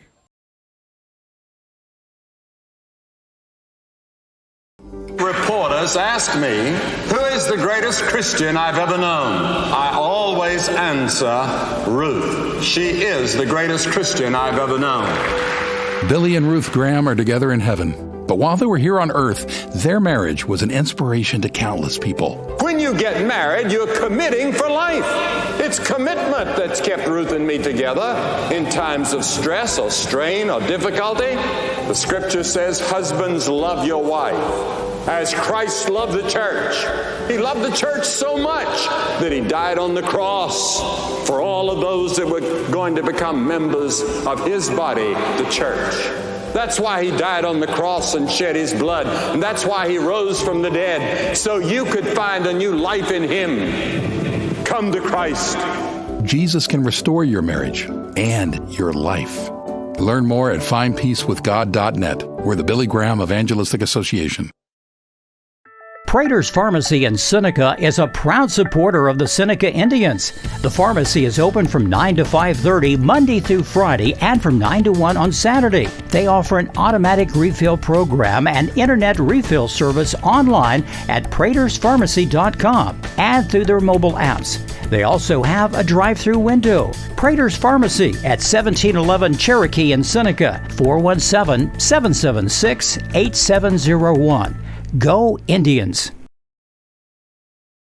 Fourth here for Carl Junction as they have a 7-2 lead here in the fourth inning. Old, Spindler, and Hunt as that ball is thrown to third. Lannon had to hesitate, but second time she's gotten a put out, and there's one down here quickly, and Old's probably thinking to herself, what do I have to do to get a base hit?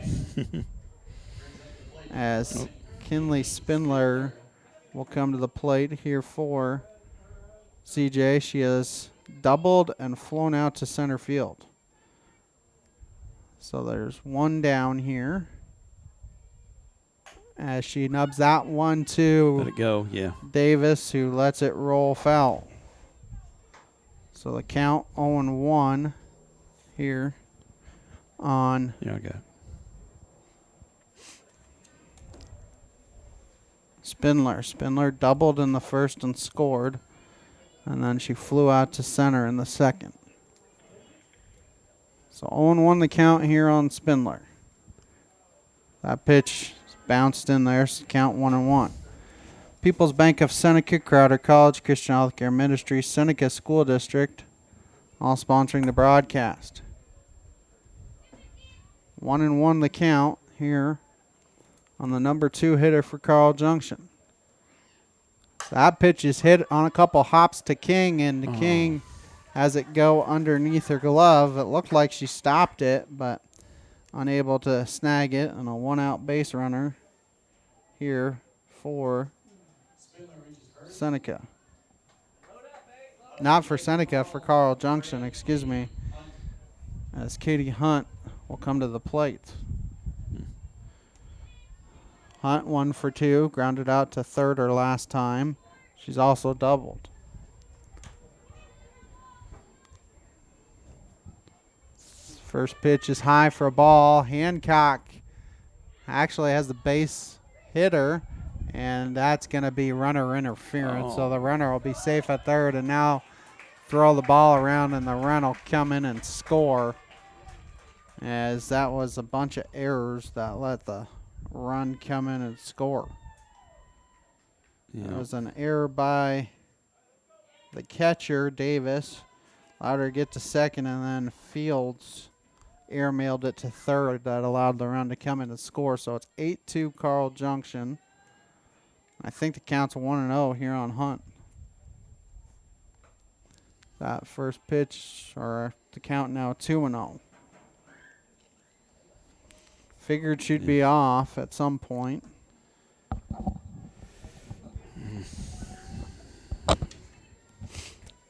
It's counts 2-0. Now the count 3-0 as that pitch is outside. And you think about it, that's one that shouldn't have had a base runner, period, because King allowed her to reach on an error.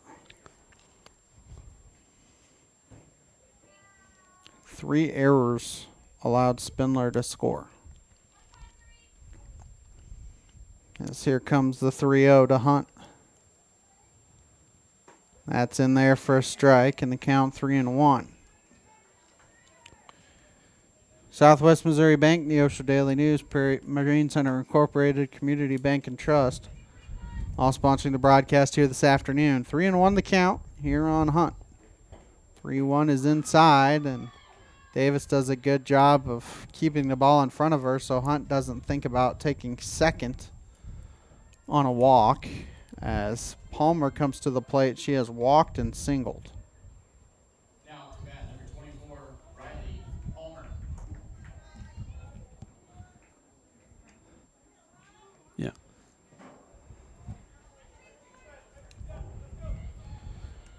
As Palmer has reached base twice. First pitch is outside. Hancock can't field that one, but King grabs it from behind as stealing second is Hunt. I think the pitch was a ball, so it's 1-0. Palmer walked and scored in the first, singled and scored in the third. So here comes the 1-0 from Rhodes. That's high for a ball, and the count 2-0 as Davis is going to walk the ball back and make Hunt go back to second. 2-0 the count here on Palmer. So here comes the 2-0. Does not swing, but it's in there for a strike, and the count 2-1. Four State Sports Report, Missouri Farm Bureau Agent Josh Dotson, the Neosho Area Chamber of Commerce, all sponsoring the broadcast. 2-1 the count here on Palmer. Here comes the 2-1. That's low. Count 3-1. Talk about in those wins against Cassville and Logan Rogersville, walks and errors didn't really come into play. That has not been the case here this afternoon. Yeah. So here comes the 3-1 from Rhodes. That's high for ball 4. So 2 walks in a row, and we may have some maneuvering here as Collinsworth is going to come in and pitch. So Collinsworth will come in and pitch, and there will be all different kinds of maneuvering after this break. We'll take a 90-second timeout and try and find out the situation for you after this on the KNEO Sports Network.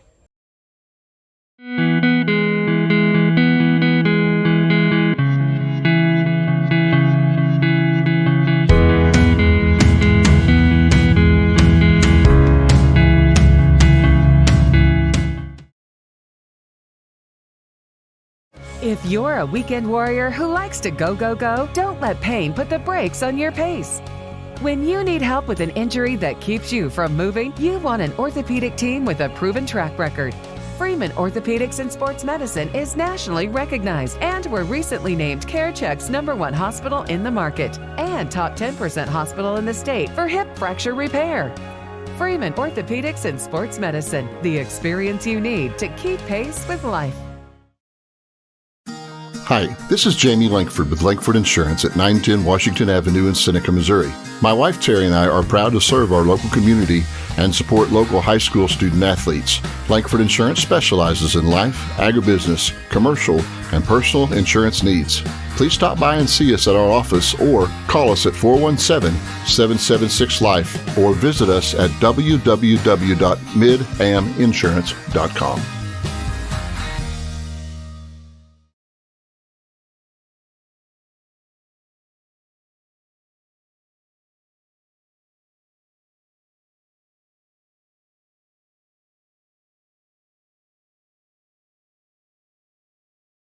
As Maddie Collinsworth will come in and pitch, Callie Rhodes moves to third, Lannon moves from third to first, and Mitchell moves from first to left field.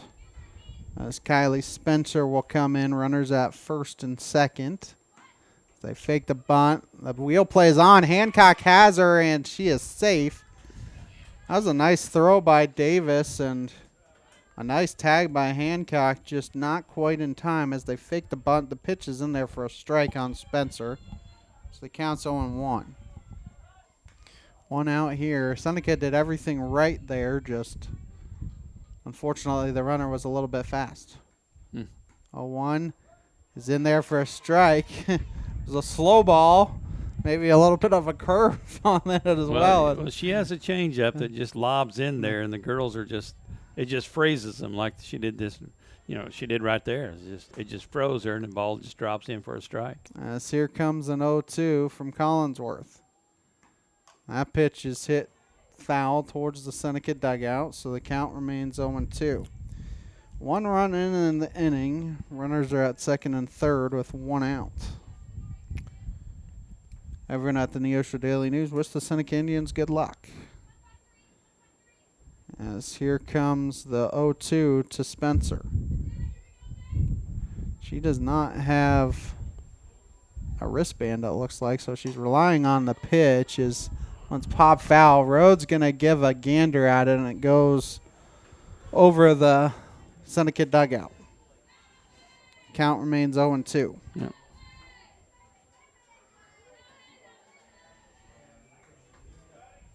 Collinsworth does not have a wristband like Rhodes did, so having to go off of what.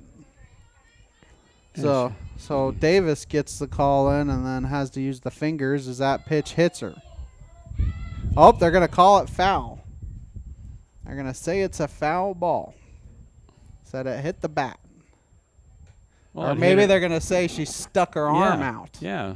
Well, stuck her hand out. She went around and hit her in the hands when she's holding the bat. I'm like, that's a foul ball.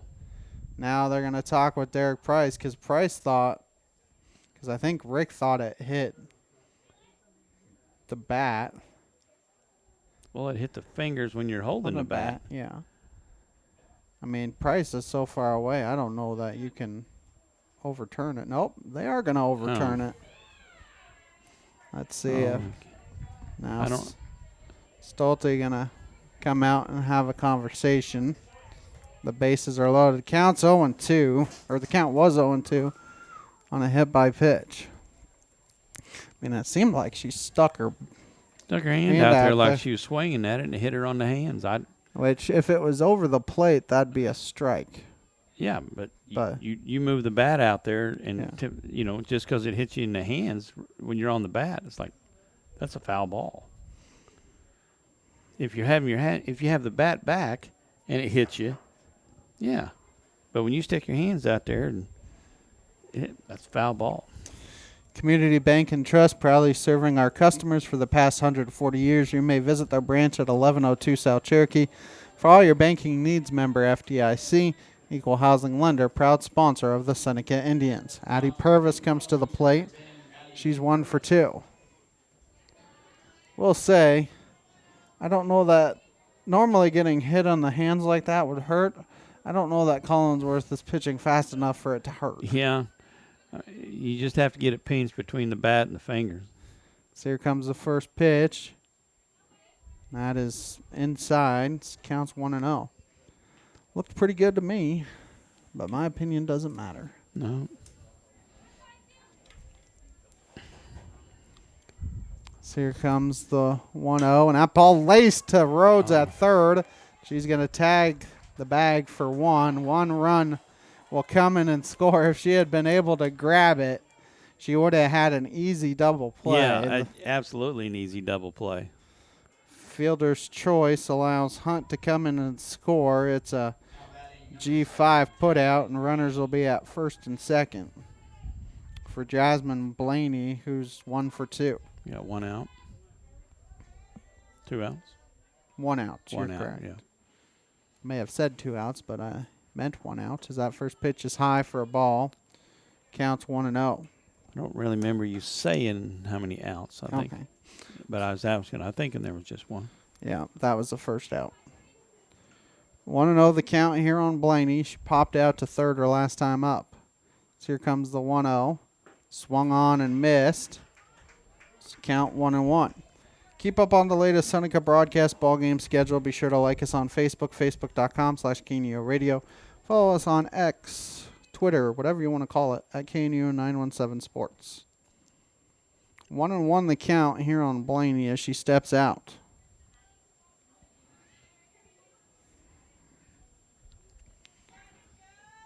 One out here in the top of the fourth. So 1-1. Swings and misses. Runner going to try and take third. I don't know why they tagged her. I guess really thought it was 2 strikes when she dropped the ball. And then she didn't get the throw to third. Pass ball has runners at first and third now. Runner at first didn't realize it. 1-2 the count. A ball hit in the air to left center field. Fields can't grab it. It goes over Mitchell's head. 2 runs will come in and score. The runner is going to be in safely at third base. Fields tried to grab it, but was not able to do that. Has 2 more runs come in and score to make it 11-2. As Georgia Arnold comes to the plate here for Carl Junction. She is 0 for 1. She's reached base twice. That ball hit in the air to center field. That's the third out. How's that 3 outs? That should only be the second out. Oh, no. Maddie Olds had the first out. Yes. I was right the last time. And when I said there was 1 out. You said there's 1 out? Yeah. I asked you. I said there's 1 out, right? Yeah. But there was really 2 at that point. So that's my mistake. 4 runs in the inning for Carl Junction on 1 base hit. There was also 3 errors in the inning, and they strand 1. 3.5 done here in Seneca. It's 11-2 CJ here on the KNEO Sports Network. A proud supporter of local high school athletics is Numac Electric. Serving Newton and McDonald County, they provide power for area homes and businesses and want to wish all the athletes much success throughout the season. For online bill pay and account information, the website is numac.com or 417-451-1515. Numac Electric, proudly serving Newton and McDonald County, where their slogan is your touchstone energy partner.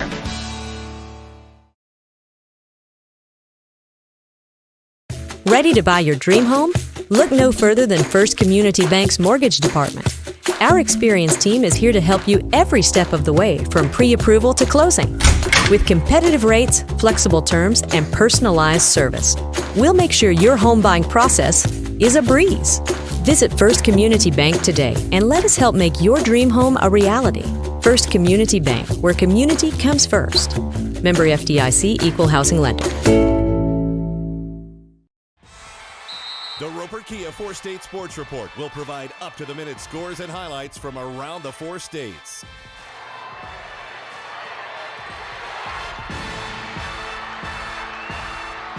With ultimate local coverage from all your favorite teams.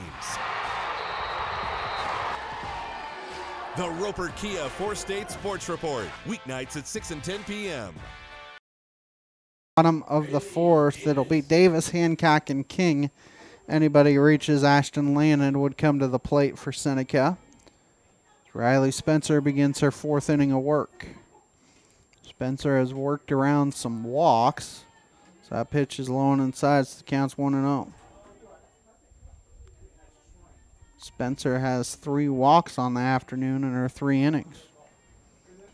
So that pitch is swung on and missed. Count 1-1.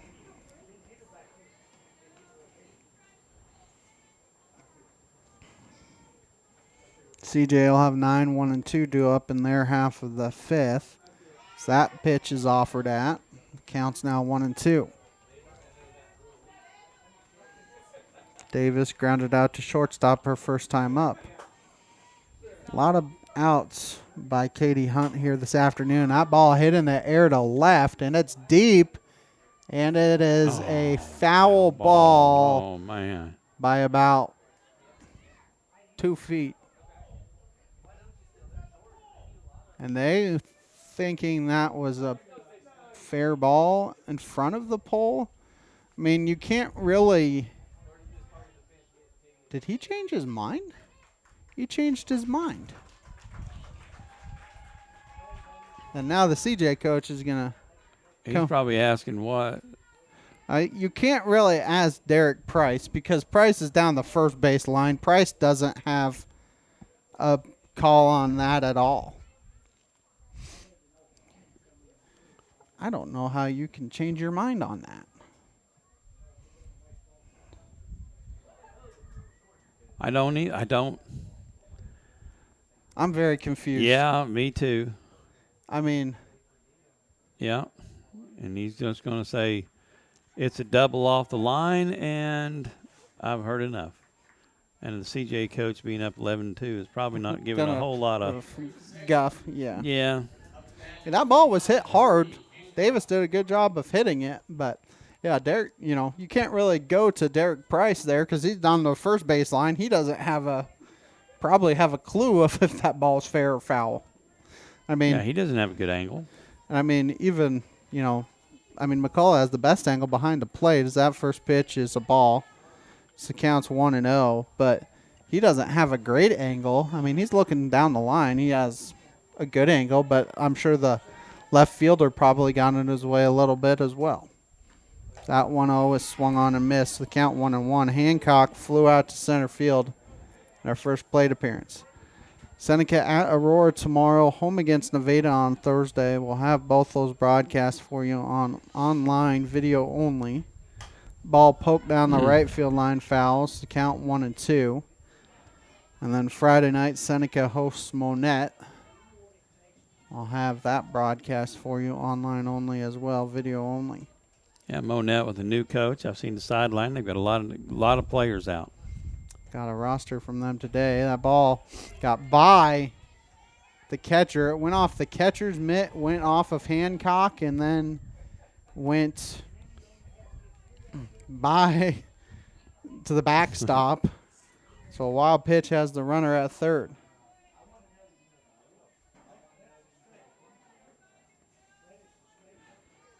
Two and two the count here on Hancock. That pitch is low and the count's full at 3-2. Seneca trying to start a rally here in the fourth. Get some more runs across.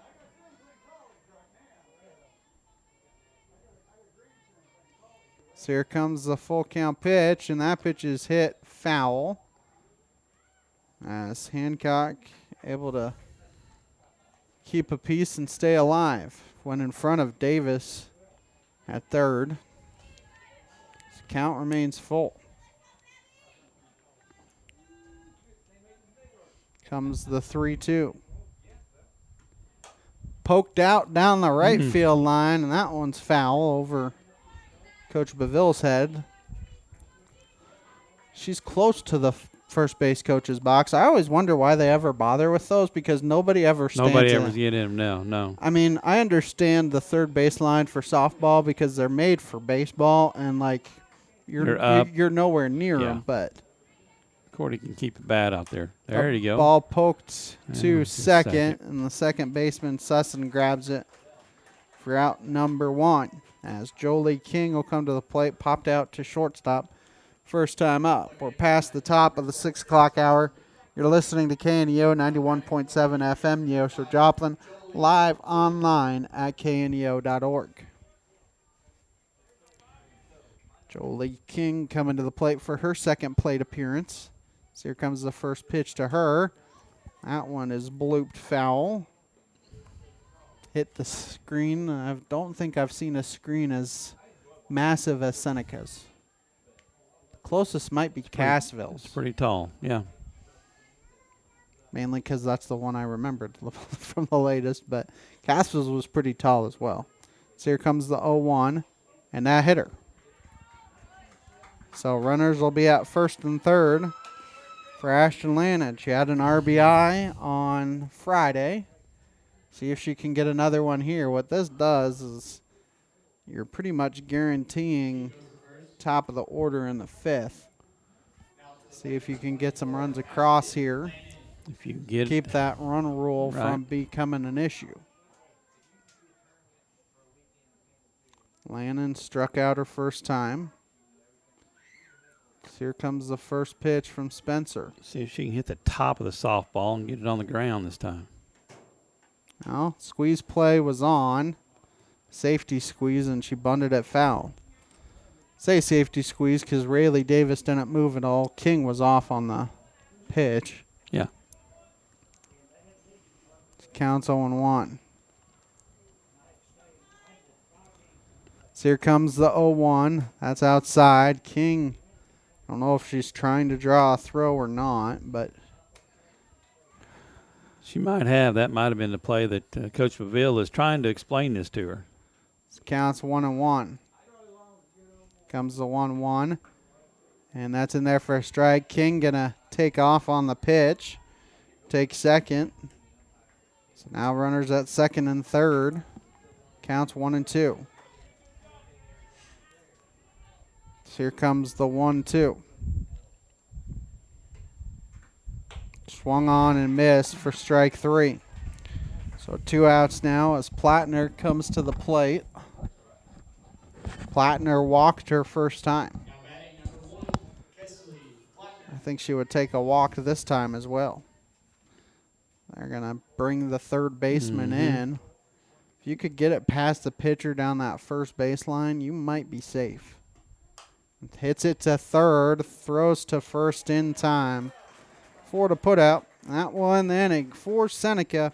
No runs, 1 hit, no errors. They strand 2. 4 done in the books. It is 11-2 CJ here on the KNEO and Seneca Indian Sports Network.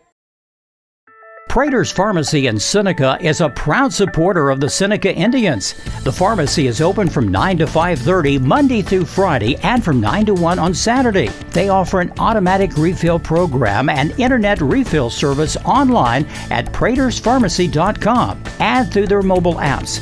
They also have a drive-through window. Prater's Pharmacy at 1711 Cherokee in Seneca, 417-776-8701. Go Indians! Happy Egg supports the family farmer because they've seen the difference a choice like this can make. Now you can grow for Happy Egg and choose to raise hens the right way, the happy way. When you grow for Happy Egg, you're growing for a family-owned and operated business. You're raising happy hens on 10+ acres who will lay happy eggs. You're working for yourself. As a Happy Egg grower, you'll receive new flock cost support and yield-based compensation. Visit happyegg.com/grower to apply today. At ProLube Tire and Auto Center, we know what it means to rely on your vehicle. We race all year and know how to get that extra inch out of every part. Precision, quality, and reliability are not just words to us. It's what we do every day. We know you rely on your vehicle to perform for your family. From oil changes to full-on repairs, Pro Lube gives you the best racetrack team experience, so you can be worry-free. Pro Lube Tire and Auto Center, where we get it right on the road and the track. 9-1 and 2 hitters to the plate here in the fifth. Gracie Arnold leads things off. Maddie Olds bats second. Kinley Spindler bats third. Anybody who reaches Katie Hunt would come to the plate. It's Maddie Collinsworth. Got the final out of the fourth and now begins her first full inning of work. CJ needs one run here in the fifth and Seneca not to score in the fifth for this game to end in 5 innings. Arnold 0 for 2, a strikeout and a pop out. Again, we'll set what everything looks like. Callie Rhodes now at third base. Ashton Lannon moves from third to first. So that first pitch is popped up in the air. Hancock out short right. Mitchell out there. That was short left, excuse me. Mitchell grabs it for out number 1 as Olds comes to the plate. She's 0 for 3. Ground out, fly out, ground out. Mitchell moved from first base to left field. Yeah, good catch right there. That's all the changes out there. I think Olds and Arnold are the 2 players that have not reached base for CJ. Olds is probably wondering to herself, what do I have to do to get on base? Yeah. That first pitch is high for a ball. Counts 1-0. Changes speed here for Seneca. Rhodes pitches a little bit harder than Collinsworth does, but sometimes, you know, when you're used to one speed and then another speed happens, it works just as well. As that one's bunted and throws to first. King covers. Good job. They on the rotation. It's a 1-4 put out. Yes. Good job by Jolie King that time. To get over. Lannon came in. King able to get over on the bunt. And Collinsworth delivers a strike. And it's not an easy play for King. Not only does she have to get over, she's got to fight the sun as Spindler comes to the plate. That ball hit to left, and it's over the Hancock. They're going to throw to, well, I thought they were going to throw to second. It's a double for Spindler. Spindler has reached base 3 times now. Double, fly out, error, double. That's one of them. That's one of those that just bloop in there and finds a spot where you just can't get to. Yeah. I guess it's no woman's land. No woman's land out there. Just couldn't find it. As Katie Hunt comes to the plate, double, ground out, walk.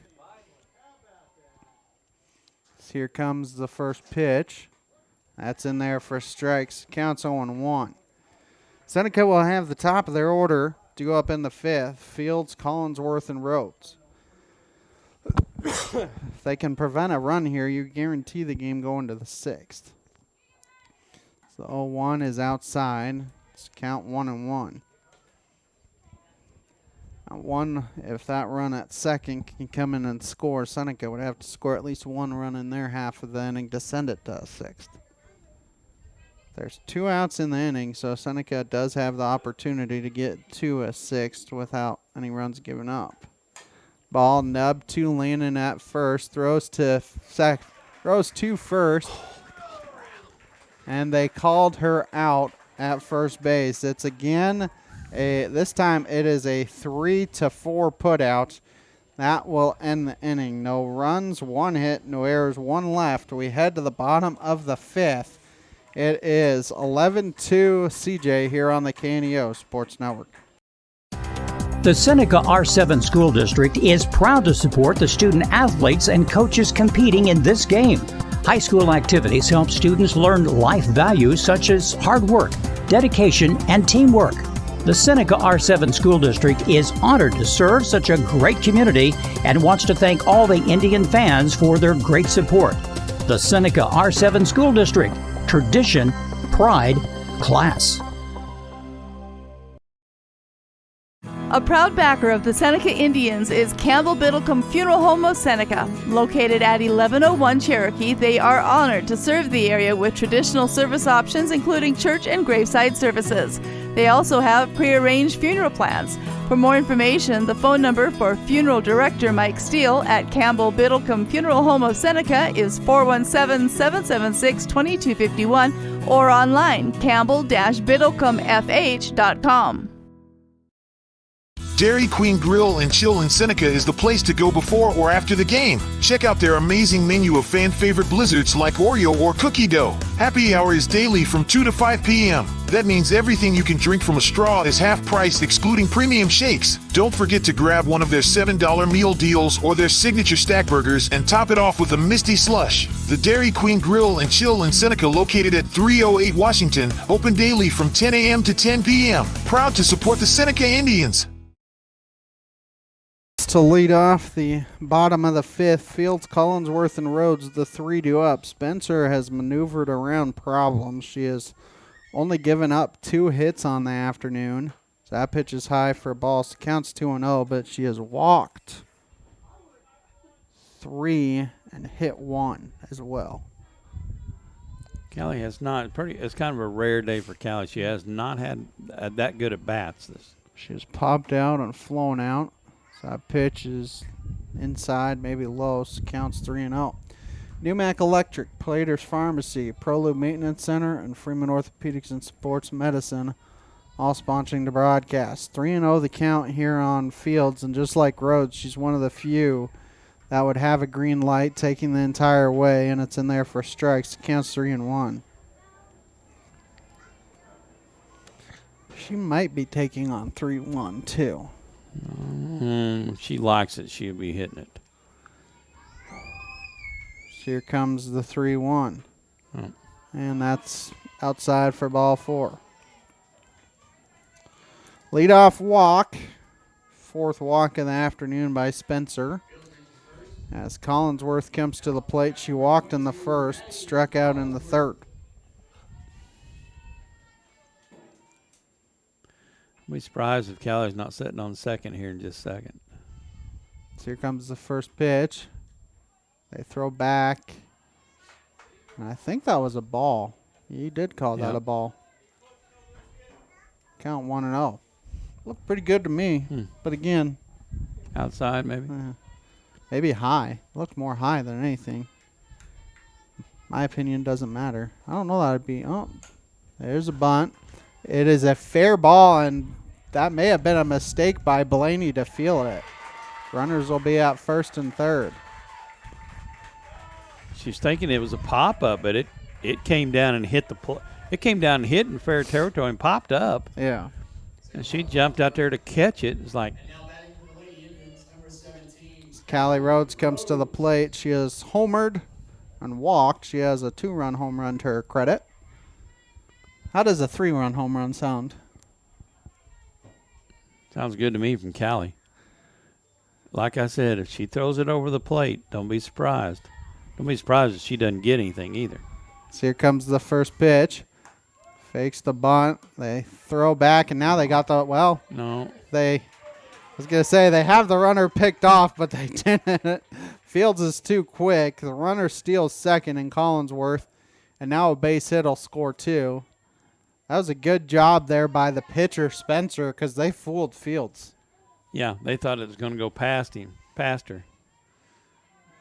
But Fields is fast enough. And there was nobody back there covering. So 0-1 the count on Rhodes. I was like, she's not bunting.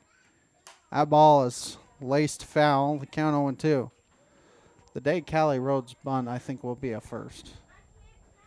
Yeah, unless it's just a sacrifice bunt to get a run in to win a game or something like that. Even then, I don't know that I would do that with her. 0-2. She's got. That gets by the catcher, and the run will come in and score. The wild pitch, and the other runner takes 3rd. So it's 11-3 and 1-2 the count here on Rhodes. Collinsworth now at 3rd. 1-2 count here on Rhodes. Here comes a 1-2. Poked out to right. It's going to curve foul, and it's going to end up in the CJ bullpen. And I think he's out of softballs. I don't know and how. 2 fouls. So now they need some softballs.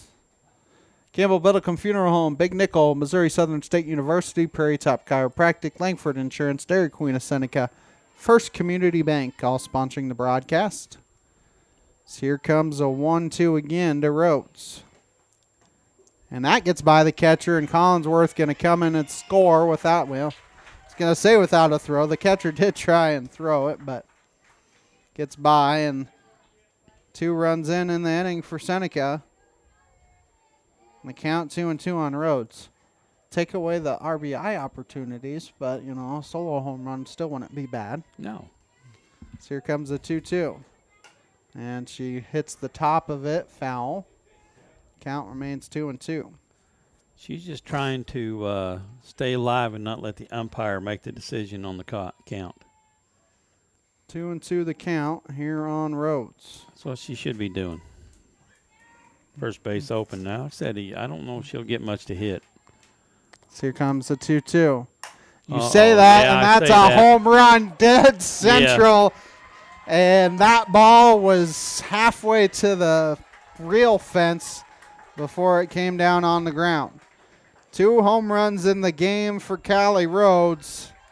3 RBIs on the afternoon, and it's now 11-5.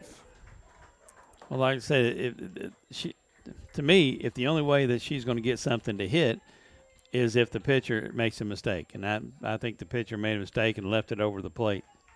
Now we're really out of softballs. We got 2 foul balls and a home run. Yeah. So, yeah, someone's got to go get that. I can probably send Abby Stelz just to go get it. Yeah. So she has a solo home run and a 2-run home run. Yeah. All she needs eventually is a 3-run home run and a grand slam, and you'd hit for the home run cycle. As McKaylee Mitchell come to the plate, she's 0 for 2. And she fouled it off at the plate. That was a late call there by McCullough. Well, I'm wondering if he'd called it foul if the catcher would have picked it up in fair territory. Because it spun just past the line, and then the catcher picked it up. It looked like the catcher was waiting to pick it up, but Kaylee Mitchell hadn't even made it out of the box yet. 0-1 the count here on Mitchell. Here comes the 0-1. That hits the outside corner, and the count's 0-2. People's Bank of Seneca, Crowder College, Christian Healthcare Ministry, Seneca School District, sponsoring the broadcast. If you're Seneca, you love the fight that Seneca has put up here this afternoon as pitch is outside. She set up outside, hit her spot, but it was outside. Count 1-2. You know, you're down 11-2 and score 3 runs in the 5th. Make it 11-5. Well, they're still battling. They're still fighting. I mean, that's what you want to see as a coach. So here comes the pitch, blooped foul, and it's going to hit the screen. This count remains 1-2. Tell you what, this has been one of the longer games that I've seen. We're not even done 5 innings, and we're almost 2 hours old. It has been dragging along, let's put it that way. Walks and errors on both teams. Yeah. As here comes another 1-2. That one's high. Count now 2-2. Southwest Missouri Bank, Neosho Daily News, Marine Center Incorporated, Community Bank and Trust, all sponsoring the broadcast as here comes the 2-2. That pitch is hit down the third base line, foul. Mitchell doing a good job of keeping herself alive, though. She's been batting good here lately. She's putting the bat on the ball and putting it in play. So the other team has to do something to get her out. Count remains 2-2. As here comes another 2-2. That's outside. And the count full at 3-2. I think she worked it from 1-2 to now full at 3-2. Yeah, I don't know if she struck out today. She has not. She has grounded out and flown out. Yeah, she's putting the bat on the ball, make the other team have to get you out. Here comes the full count pitch. Hits the ball to third, throws to first in plenty of time. A 5-3 put out, and there's one down. Rayleigh Davis comes to the plate. She's 1 for 2. She doubled down the left field line in the fourth. She's also grounded out to short. And hit it hard, too. That was the one that just carried a long way. McCullough called foul, and then he changed his mind after talking to Coach Stolte, which that ball is lofted high in the air. The shortstop drifting over and grabs it in front of the left fielder for out number 2. As Cordy Hancock will come to the plate. She has flown out and popped out. She's hit it hard, Rayleigh has, but just underneath that one. 2 outs here for Hancock. If she can reach, you would guarantee Fields at least one more at bat in the 6th. If not, you would have 7, 8, 9. That ball is hit in the air and it's going to fall. First baseman did not realize what they were throwing to. A 2-out single for Hancock. Good inning here for the Lady Indians, as this is the 7th batter to bat in the inning, and Jolie King. See if she can get a hit. King 0 for 1. She's also been hit by a pitch. Now Blaney going to go out and talk to Spencer for a moment. King popped out to shortstop her first at bat, hit by a pitch in the 4th. Nice conversation there. 2 outs in the inning. Comes the first pitch.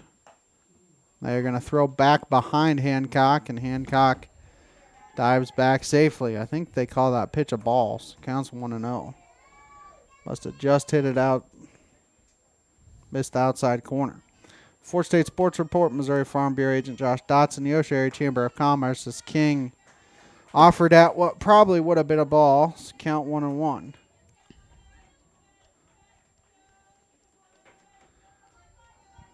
Two outs in the inning. Comes the 1-1. That pitch is popped foul and just over the screen. So Blaney doesn't have a play in the count 1-2.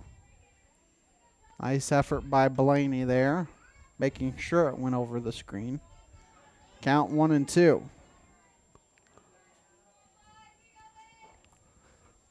So here comes the 1-2. That's outside, and the count 2-2. 2 balls and 2 strikes here in the inning. 2 outs for Jolie King. 2-2. That gets by the catcher. Runner will be at second on the wild pitch. So the count now full at 3-2. Full count. 2 outs in the inning. Runner at second in scoring position. Comes the 3-2. Ball hit to shortstop. Throws to first. Strong arm by Hunt. She gets the out to end the inning. For Seneca, they get 3 runs in the inning on 3 base hits. There were no errors. 1 left. 5 done here in Seneca. 11-5 CJ here on the KNEO and Seneca Indian Sports Network.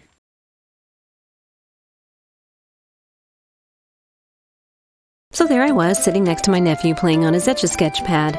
We had so much fun drawing fun and silly pictures together. But the cool thing was that if we messed up, we just hit the start over button. Lots of people wish they could do that with life, and that's exactly what God did for us. He sent Jesus to die for our sins so that you and I could have a second chance, a clean slate. To find out more, call 1-888-NEED-HIM. 888-NEED-HIM. Seneca Indian Athletics is sponsored by Prairie Top Chiropractic. Located at 4556 Quince Road in Seneca, chiropractic physician Seth Wilson offers chiropractic services to Seneca and the surrounding areas. For appointment information, their phone number is 417-776-4556 or discover more at facebook.com/Prairie Top Chiropractic. Prairie Top Chiropractic, where their slogan is better health, better you.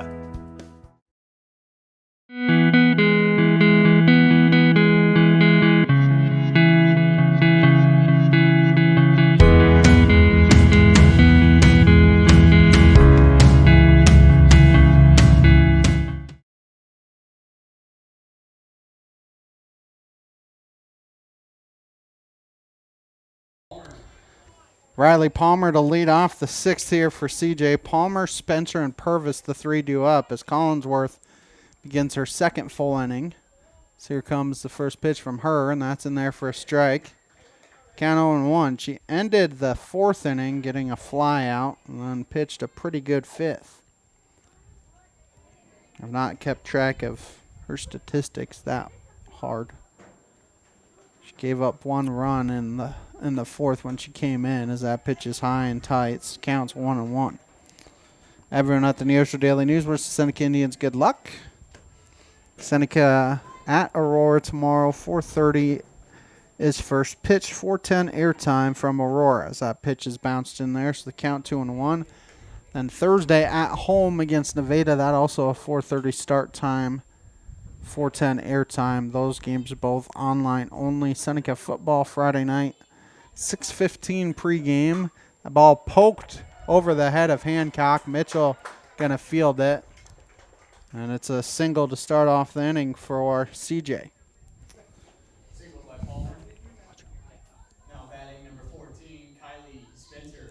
Can you see it? You can see it now. I'm very confused. Her right foot. Oh. You see what I'm talking about? As Spencer comes to the plate. Yep. That first pitch is a ball. Runner takes second, and it hit King in the head. The runner will be at third. Have to make sure that she's okay. She's going to try and walk it off, because you obviously don't have any replacements, and no. So, but she's gonna try and tough it out here, we think. But yeah, that one, Hancock kind of blocked her view, and she did not realize the softball was there. She's trying to. Cordy was trying to jump up to get it and just missed it. It just went over her head and looking right into the sun as well, and Jolie just took it right off the forehead. So they'll give her as much time as she needs. Let's just hope she didn't, hit her on the eyebrow or something like that and cut on the bone. But as she's going to try and stay out there. She put her cap back on, so Derek Price gives her a pat on the back, and I think she's going to stay out there. I mean, I'm guessing you could theoretically play with 8, but I don't know what you would do. Yeah. So now head coach Stolte and assistant coach Bavell give her a pat on the shoulder as well, and she will stay out there. But, yeah, I mean, that's one that you're looking right in the sun, and that's hard for both of them. Right. As Spencer, I believe, has a 1-0 count on her. Runner at third. Yeah. You are correct. 1-0 the count here on Spencer. So here comes the 1-0. That ball is poked to left center field and deep, and that will bounce over the fence. It'll be an RBI double for Spencer, as that's the 12th run in for Carl Junction. And an RBI for Spencer, her second on the afternoon. As Addie Purvis will come to the plate. Purvis is 1 for 3 on the afternoon. She has singled, grounded out, and a fielder's choice. 3. We got a sub. I'm sorry. Got a pinch hitter. Yeah. Give me a minute, and I'll tell you who that is. The first pitch is in there for a strike. So the count is 0-1. Briley Ferris is the one at the plate.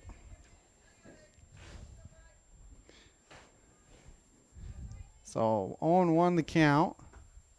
Pitch is outside. So the count's 1-1. 1 ball and 1 strike here on. It's not Purvis. On the pinch hitter. Ferris. It's close. 1-1 is poked foul. Count 1-2. 1 ball and 2 strikes. Runner on second is Spencer. Stelz is busy out there getting some softballs as that one bounded across the wall as well. Bounced over for the double. So here comes a 1-2.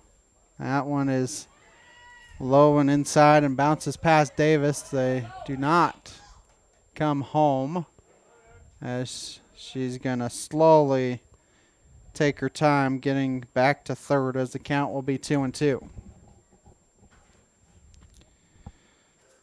Community Bank and Trust, proudly serving our customers for the past 140 years. You may visit their branch at 1102 South Cherokee for all your banking needs.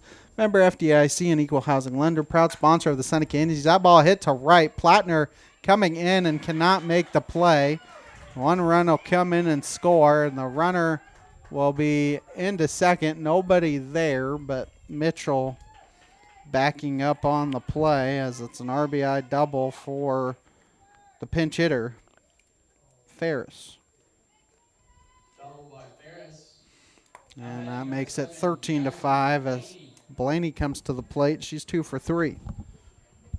She doubled in the fourth, tripled in the fourth, singled in the first, and popped out in the third. Nobody out here in the inning.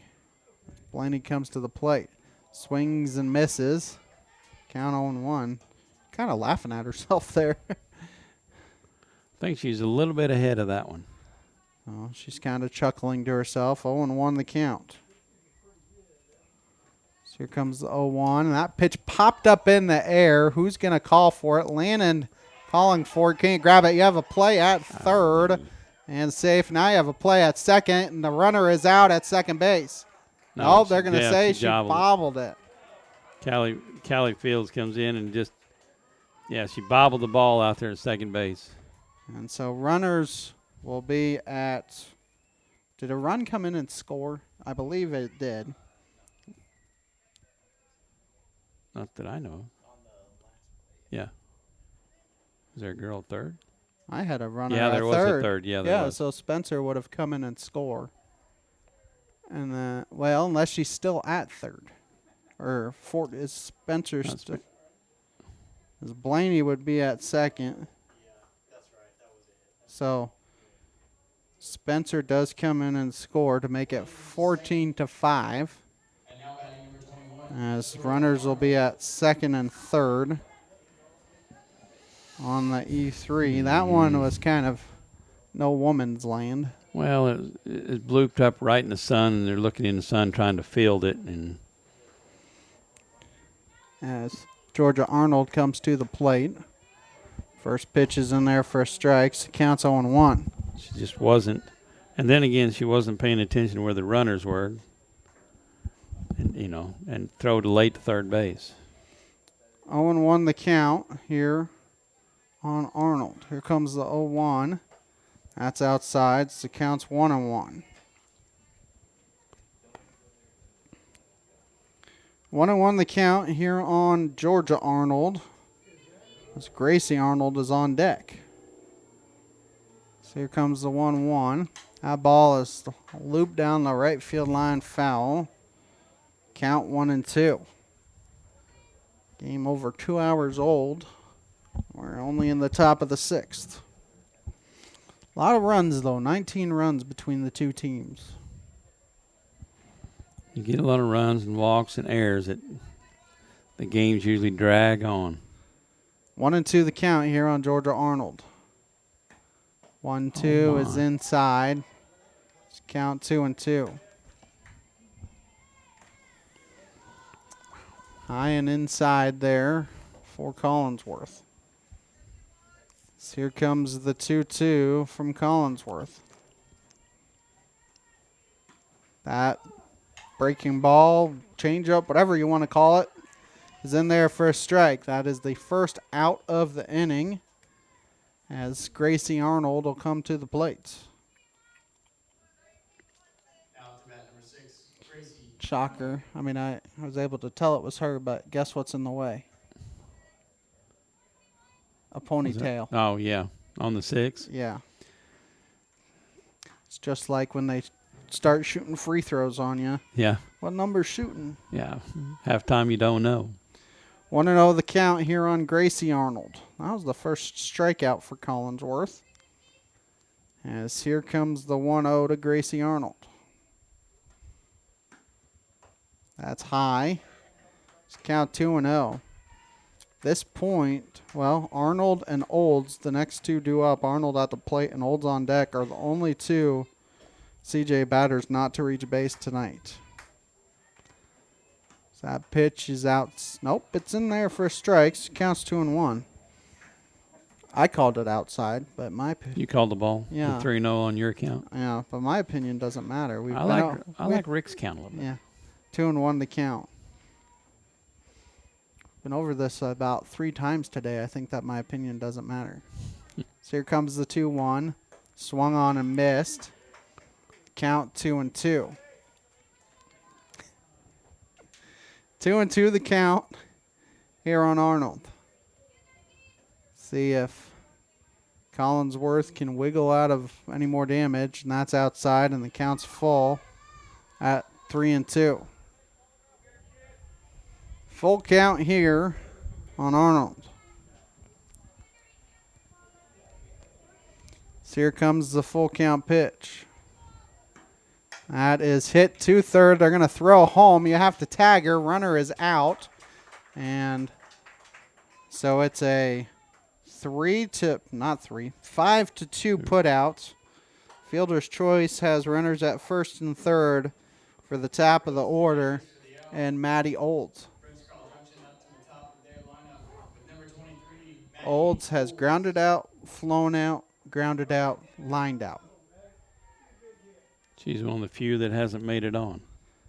Arnold she just been on base? Yeah, she's the only one now that hasn't because Arnold just reached base on a fielder's choice. Yeah.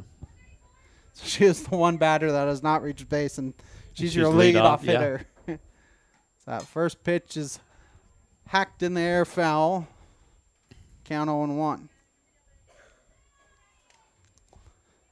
CJ needs that run to come in and Seneca not to score in their half of the 6th for this game to end in 6.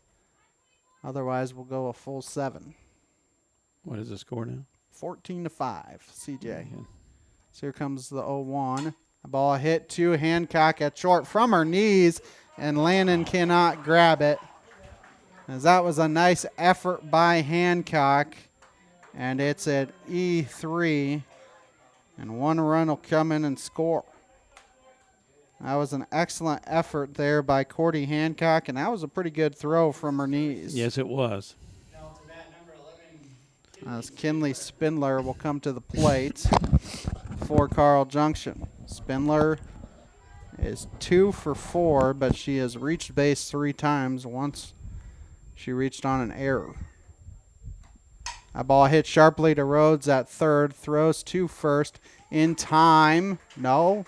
Yes, in time for the putout. That will end the inning. For Carl Junction, 3 runs in the inning on 4 base hits. There was also 2 errors in the inning. 2 errors in the inning and 2 left on. 5.5 done. It is 15-5 CJ here on the KNEO Sports Network. You know, my friend Matt and I have been best buds since the 2nd grade. You see, Matt has lived a pretty rough life. His dad just got up and left when he was 6. His mom got cancer when he was 14. And his girlfriend basically dumped him for no reason. But you know what? There's something different about Matt. You see, he's not mad at the world because of what happened. He goes to church and he says that we weren't made to do this alone. I want what he has. Do you? Call 1-888-NEED-HIM. Being a Lion comes with a reputation for excellence. Whether it's in the classroom, on the court, or in the community, Lions are leading the way. With innovative and immersive academic programs, new scholarship opportunities, and a campus committed to the future, now is the perfect time to find your purpose. Find your pride at Missouri Southern State University.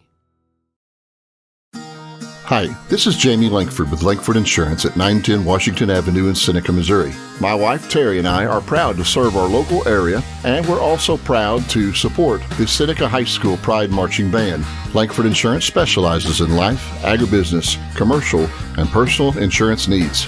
Please stop by and see us at our office or call us at 417-776-LIFE or visit us at www.midaminsurance.com. Here in the bottom of the sixth, Lannon, Plattner, and Fields. Anybody who reaches Maddie Collinsworth would come to the plate. It's 15-5. Seneca needs one run here to get this thing to seventh inning, as Lannon does not offer at it, so the count's 1-0. She thought about it. Count 1-0 here on Lannon. Here comes the 1-0. Swung on and missed. And the count 1-1. Lannon, Plattner, and Fields are the three due up. 1-1 the count. Here comes the 1-1. That's high and outside. And the count's 2-1. You bring her out and start having her swing a double-bitted axe. That might help. That ball through the middle for a base hit. There. And the leadoff runner is on for Seneca. As Kesley Plattner will come to the plate here for the Lady Indians. And you get back to the top of the lineup.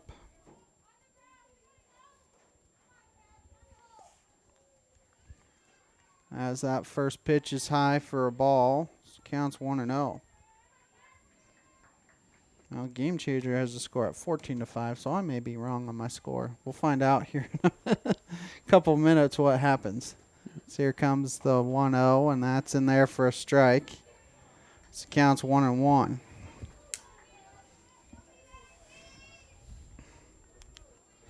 Maybe going to the seventh regardless of what happens. Yeah.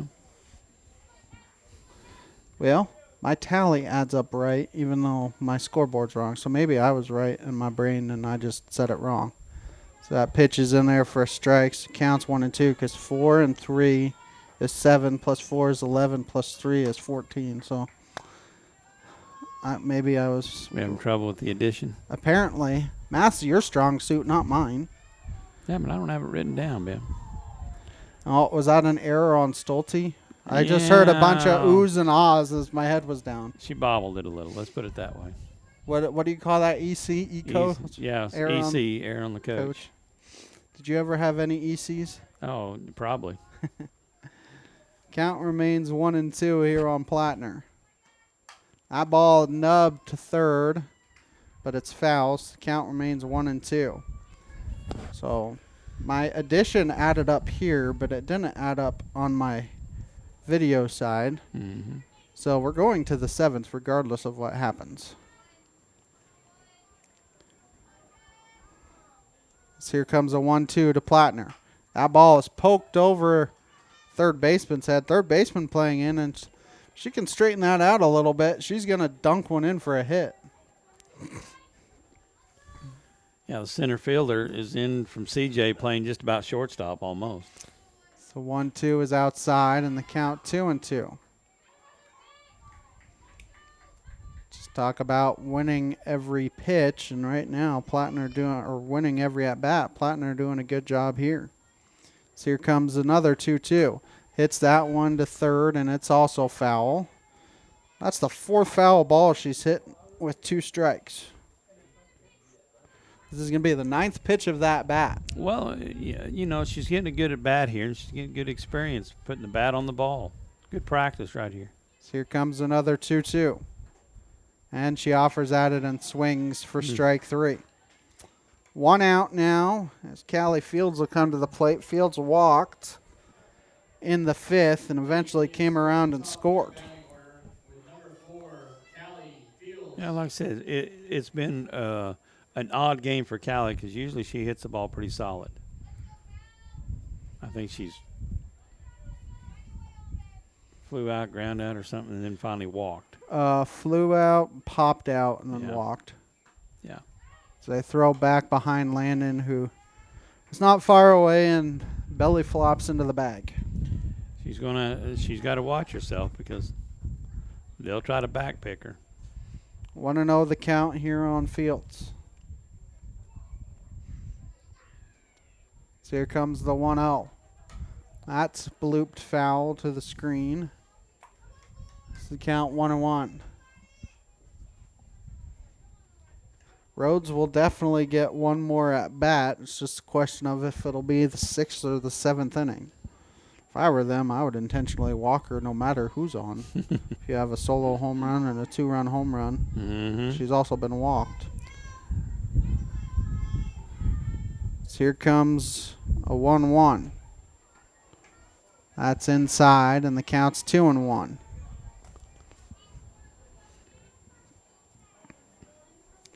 Lannon reached on a single to start the inning. Plattner had a good at bat, but eventually struck out. 2-1 offering. High and outside. Counts 3-1. Fields is not opposed to taking a walk. She walked in the 5th, came around and scored. I bet if she likes it, she'll hit it hard. So here comes the 3-1. That's low for ball 4.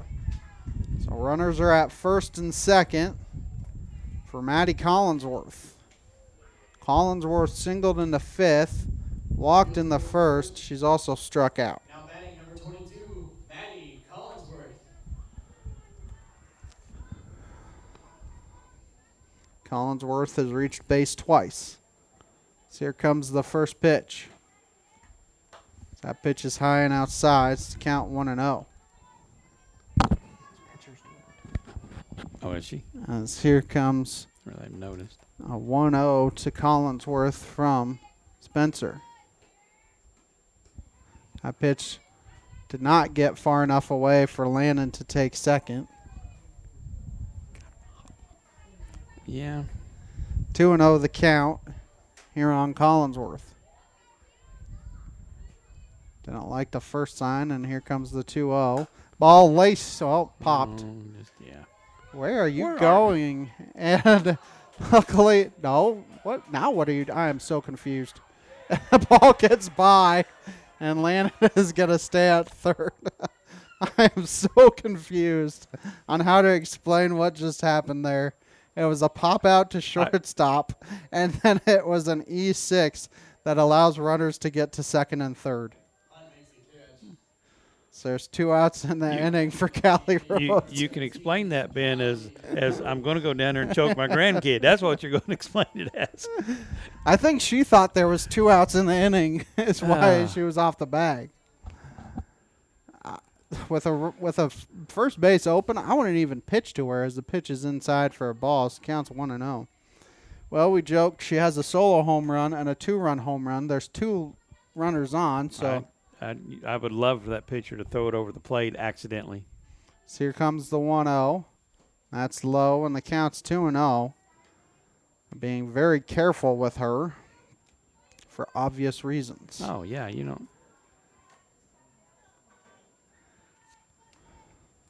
As here comes the 2-0 from Spencer. That hits the inside corner, and the count 2-1. 2 outs in the inning here in the 6th. So here comes the 2-1. That ball is poked foul down the 3rd baseline. Almost took out her. Almost took out Ashton Lannon at 3rd and the coach. As the ball went behind the screen, so they'll have to go get it here in a minute. The left fielder was going to go get it, and then it popped behind the screen on her. 2-2 the count here on Rhodes. Here comes the 2-2. That's outside. Count full at 3-2. Newmac Electric, Prater's Pharmacy, ProLube Maintenance Center, Freeman Orthopedics and Sports Medicine, all sponsoring the broadcast here this afternoon, as this afternoon is starting to crest into this evening. That's low and inside for ball 4. 2-out walk as McKaylee Mitchell come to the plate. 2 groundouts and a fly out to her credit. Let's see if she's due to get a base hit or something. She's been hitting the softball. She's been hitting it right to them. Find someplace that there ain't nobody, Michaela. So here comes the first pitch to her. That's in there for a strike, so the count's 0-1. That would be the pitch to swing in my opinion. That was right down the middle. Yeah. Belt high. 0-1 the count. That's low, so the count 1-1. Seneca has had base runners in the 3rd, 4th, and 5th, but they have stranded 5. That's swung on and missed. Throw back behind Rhodes. Landon not going anywhere. The count's 1-2. I think Rhodes was trying to draw a throw to see if they could get the runner in. Well, I don't know. Ashton wasn't paying attention. 1-2 the count here on Mitchell. Comes the 1-2, and that's in there for a called strike 3. 2 out. No, that's the third one, isn't it? That should be out number 3. Yes. That will end the inning for Seneca. No runs, 1 base hit, no errors. They strand 3. We head to the 7th. It is 14-5 CJ here on the KNEO Sports Network. You know, my friend Matt and I have been best buds since the 2nd grade. You see, Matt has lived a pretty rough life. His dad just got up and left when he was 6. His mom got cancer when he was 14. And his girlfriend basically dumped him for no reason. But you know what? There's something different about Matt. You see, he's not mad at the world because of what happened. He goes to church and he says that we weren't made to do this alone. I want what he has. Do you? Call 1-888-NEED-HIM. Crowder College, your future, our focus. At Crowder College, we have 6 convenient locations in Southwest Missouri and online programs to fit your needs. Flexible scheduling provides a pathway to a career or the opportunity to transfer to a 4-year university in a variety of programs. Cheer for the Rough Riders at athletic events. Use the Missouri A+ Scholarship Program for free tuition and common fees. At Crowder College, your future is our focus. Apply today at crowder.edu. Dairy Queen Grill and Chill in Seneca is the place to go before or after the game. Check out their amazing menu of fan-favorite blizzards like Oreo or cookie dough. Happy hour is daily from 2 to 5 p.m. That means everything you can drink from a straw is half price, excluding premium shakes. Don't forget to grab one of their $7 meal deals or their signature stack burgers and top it off with a Misty Slush. The Dairy Queen Grill and Chill in Seneca, located at 308 Washington, open daily from 10 a.m. to 10 p.m. Proud to support the Seneca Indians. Off the inning here for Carl Junction. 3-4-5 due up for CJ, Hunt, Palmer, and Spencer. Do we have a pinch hitter? Ball get away? I'm not sure what happened. Nothing's happened. This CJ's coach is taking forever to get down the line. They're talking to Derek Price out there, but I don't know what the deal is. Taking a while to get this inning started. So here comes the first pitch, and that's fouled straight back to the screen. This counts 0-1. Hunt has doubled and walked. She's also grounded out twice. So 0-1 they count. Not only is first base, that 0-1 is swung on and missed. The count 0-2. Not only first base, second base, it's hard to see the softball. The first base umpire, Derek Price, also, he's got sunglasses on and he's trying to shield his eyes. It is right in the way. 0-2 is popped a mile high, and Lana trying to find it and cannot. I think she saw it late. Well, she saw it late. She knew it was popped up on the bat, but as soon as it pops up, you're looking straight in the sun. And then she found it. Count remains 0-2, and they're going to switch. Hancock. Oh, nope. Sunglasses. Try sunglasses. The left side is shaded.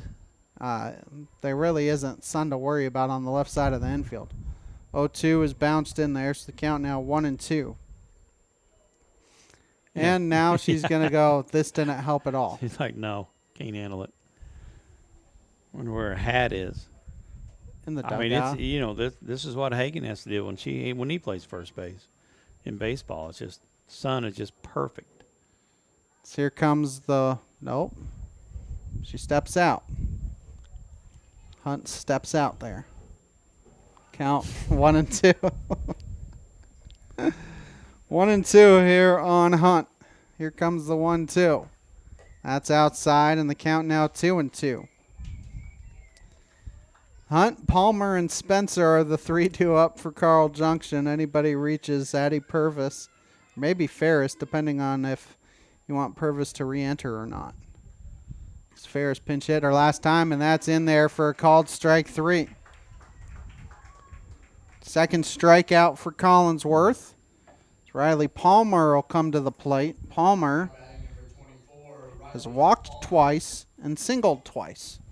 So she is 2 for 2 and reached base all 4 times. So here comes the first pitch. That's in there for strikes. Counts 0-1. New Mac Electric, Prater's Pharmacy, ProLube Maintenance Center, Freeman Orthopedics and Sports Medicine, all sponsoring the broadcast. So here comes the 0-1. That's low and outside. It's count 1-1. Seneca at Aurora tomorrow, 4:30 first pitch, 4:10 airtime, video only, online only. Also be on our apps. That ball hit up the middle. King can't get there. It's a 1-out single for Palmer, who must love Seneca because she's been on base all 5 times. She's having a night. As Kylie Spencer comes to the plate, she's also been on base all 4 times. She has doubled twice, walked, and been hit by a pitch. See if they bother sending the runner. You're thinking a 14-5 game, you would just kind of go station to station. Yeah, you never know what they're working on. And they are going to send the runner. Hancock cannot get the throw in time, so the runner is in there safely. Davis's throw tend to tail to the right. I've noticed that today. 1-0 the count here on Spencer. Ball hit in the air to center field. Fields does not have to move very far.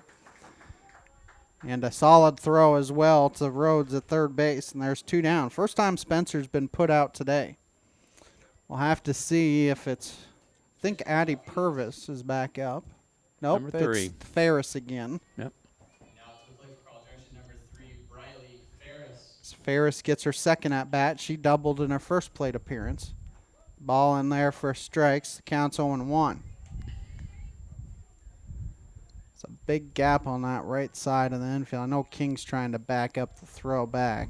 And now she goes back to her position. So here comes the 0-1 from Collinsworth. That's high for a ball. So counts 1-1. Nearing the top of the 7 o'clock hour, you're listening to KNEO 91.7 FM, Neosho Joplin, live online at kneo.org. Something happened that made Daryl not very happy, but I wasn't paying attention, so we'll let it slide. 1-1 the count here on Ferris. That ball lofted down the left field line, and it's going to just bounce on the top of the fence and stay in play. It's in foul territory, so it's a foul ball. Count 1-2 now on Purvis. 1-2 the count. Or it's on Ferris. I keep saying Purvis, but it's Ferris at the plate. Here comes a 1-2. That's in the dirt.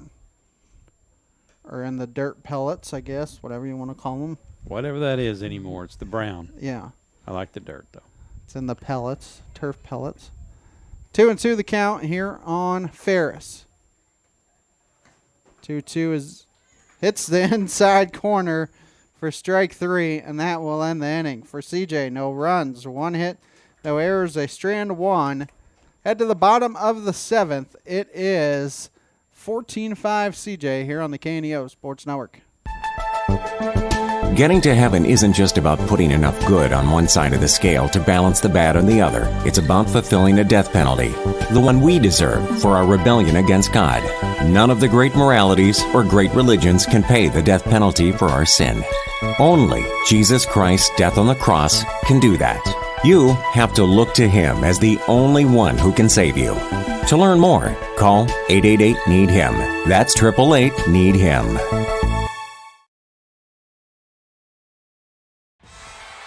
The Roper Kia 4-State Sports Report will provide up-to-the-minute scores and highlights from around the 4 states.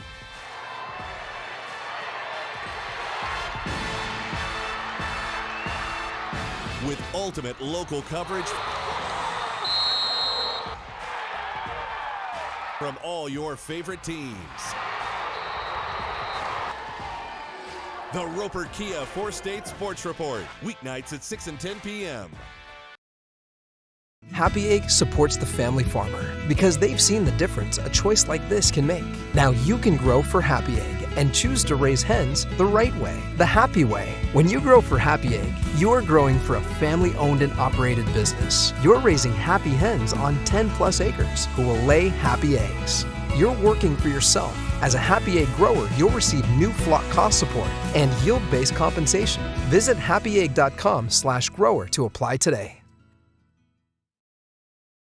Off the bottom of the 7th for Seneca, Davis, Hancock, and King. Anybody reaches Ashton Lannon. Come to the plate as Davis swings and misses. So counts 0-1. Davis 1 for 3. A double in the 4th. Popped out to short in the 5th and grounded out to short in the 1st. Pitches in there for strikes. Count 0-2. Spencer trying to finish this one off for CJ. Darryl, regardless of more than likely this game ending in a loss, as the 0-2 pitch is low, so counts 1-2. You have to love the fight of this Seneca team. 5 runs in the game. Well, they got run ruled, early by CJ right off the bat in the first game, and you could tell that they're. She likes hitting the ball high in the air. Left fielder going over and grabbing it for out number 1. She's hitting hard. She's just getting right underneath. She's just underneath the softball just a little bit. But they got run ruled. They got run ruled right off the bat at several in a row, and then things started to fall in place, and they started competing better and playing better on defense. This is one of the worst games I've seen them play here in the last week, 2 weeks. But I think they'll bounce back tomorrow night. Hancock 1 for 3 as that pitch is in there for strikes. Counts 0-1. Hancock singled in the 5th.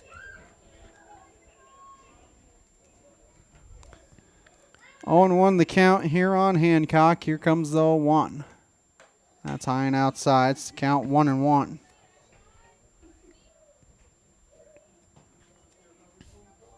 One and 1 here on Hancock. 1-1 hits the outside corner, and the count's 1-2.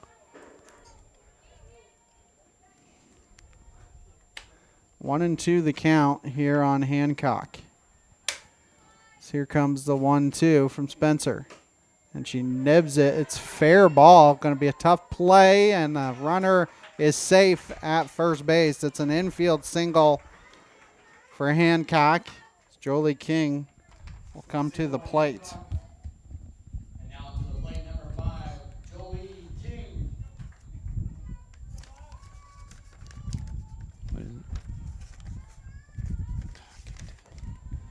Oh, wait. Yeah. As here comes the first pitch, and not offered at. Hancock dives safely back to the bag. Almost a little bit too much of a lead there. Count 1-0. Yeah, you got to watch that throw back to first base because that first baseman's sun's right in the eyes. 1-0 pitch is foul tipped into the mitts. The count now 1-1.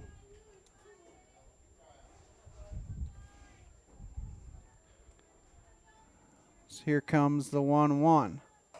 That's hits the outside corner. I was going to say it's outside, but it hit the outside corner.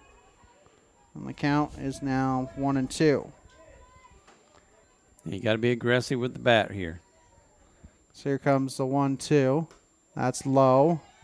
Counts 2-2. So throwback gets by Spencer a little bit, but not far enough for anybody to do anything with. 2-2 the count here on King. Here comes the 2-2. And that's in there for a called strike 3. There's 2 down as Ashton Lannon come to the plate. Lannon singled in the 6th.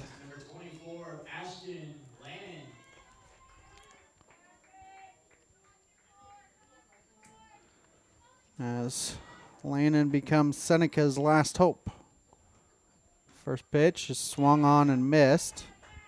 So counts 0-1.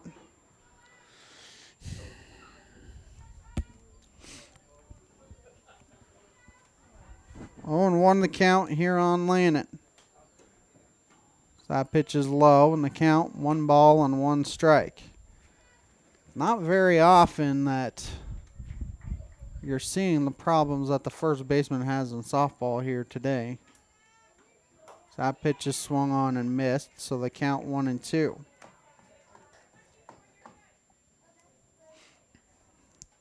One and two the count here for Lannon. Here comes the 1-2, and that's in there for a called strike 3.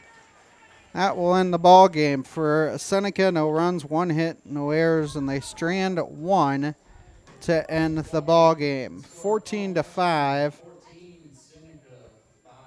will end the ball game. The post-game show sponsored by Crowder College and the Seneca School District. CJ improves to 6-6 on the year. Seneca falls to 2-9. And Darryl, it was a lot of self-inflicted wounds. 14 runs, 13 hits for CJ, but 8 Seneca errors as well. Yeah, you know, and we've watched him play, that if you're going to be competitive and have a chance to win, then you've got to play an errorless ball game and, you know, make the plays when they come to you. And they just couldn't do it tonight. They just couldn't get anything going tonight. And like I said, it's one of the worst ones I've seen that they played here in the last probably week or two. Seneca 5 runs, 7 hits on the afternoon. Callie Rhodes 2 for 2, 3 RBI. She was also walked twice. Oh, yeah. Well, you know, I talked to Callie the other day, and I said, when is this back going to get going? She goes, oh, I know it.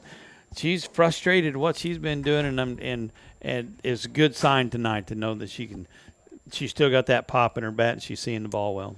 Yeah, and I mean, you think about it. I mean, Seneca still did get 7 hits on the game. You don't get run ruled, so a good job by them of battling throughout the game as well. And, you know, Collinsworth gave them, I think it was 2 1/3, 3 1/3 innings there of work for her. So, you know, good job just kind of letting Callie Rhodes get a little bit of rest on her arms. Well, it's good for Collinsworth, for Maddie Collinsworth, to get in there and get some experience pitching wise, and I'm glad that she has decided, you know, to give Seneca another choice and to give Callie Rhodes some relief.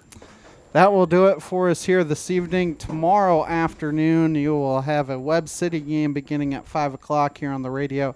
Seneca at Aurora will be online only tomorrow, 4:30 first pitch, 4:10 online only airtime tomorrow from Aurora. That will do it for us here this evening from Seneca, as Seneca falls 14-5. For studio producer Daniel Moore, for Coach Darryl Harbaugh and Ben Wolcott, saying so long here from Seneca. We will now join Adventures in Odyssey, already in progress here on KNEO. This has been a live production of KNEO Sports. This broadcast may not be reproduced or retransmitted without the express written consent of KNEO Sports Network. This has been a sporting outreach of KNEO Sports Network, reaching into communities to make a difference for eternity.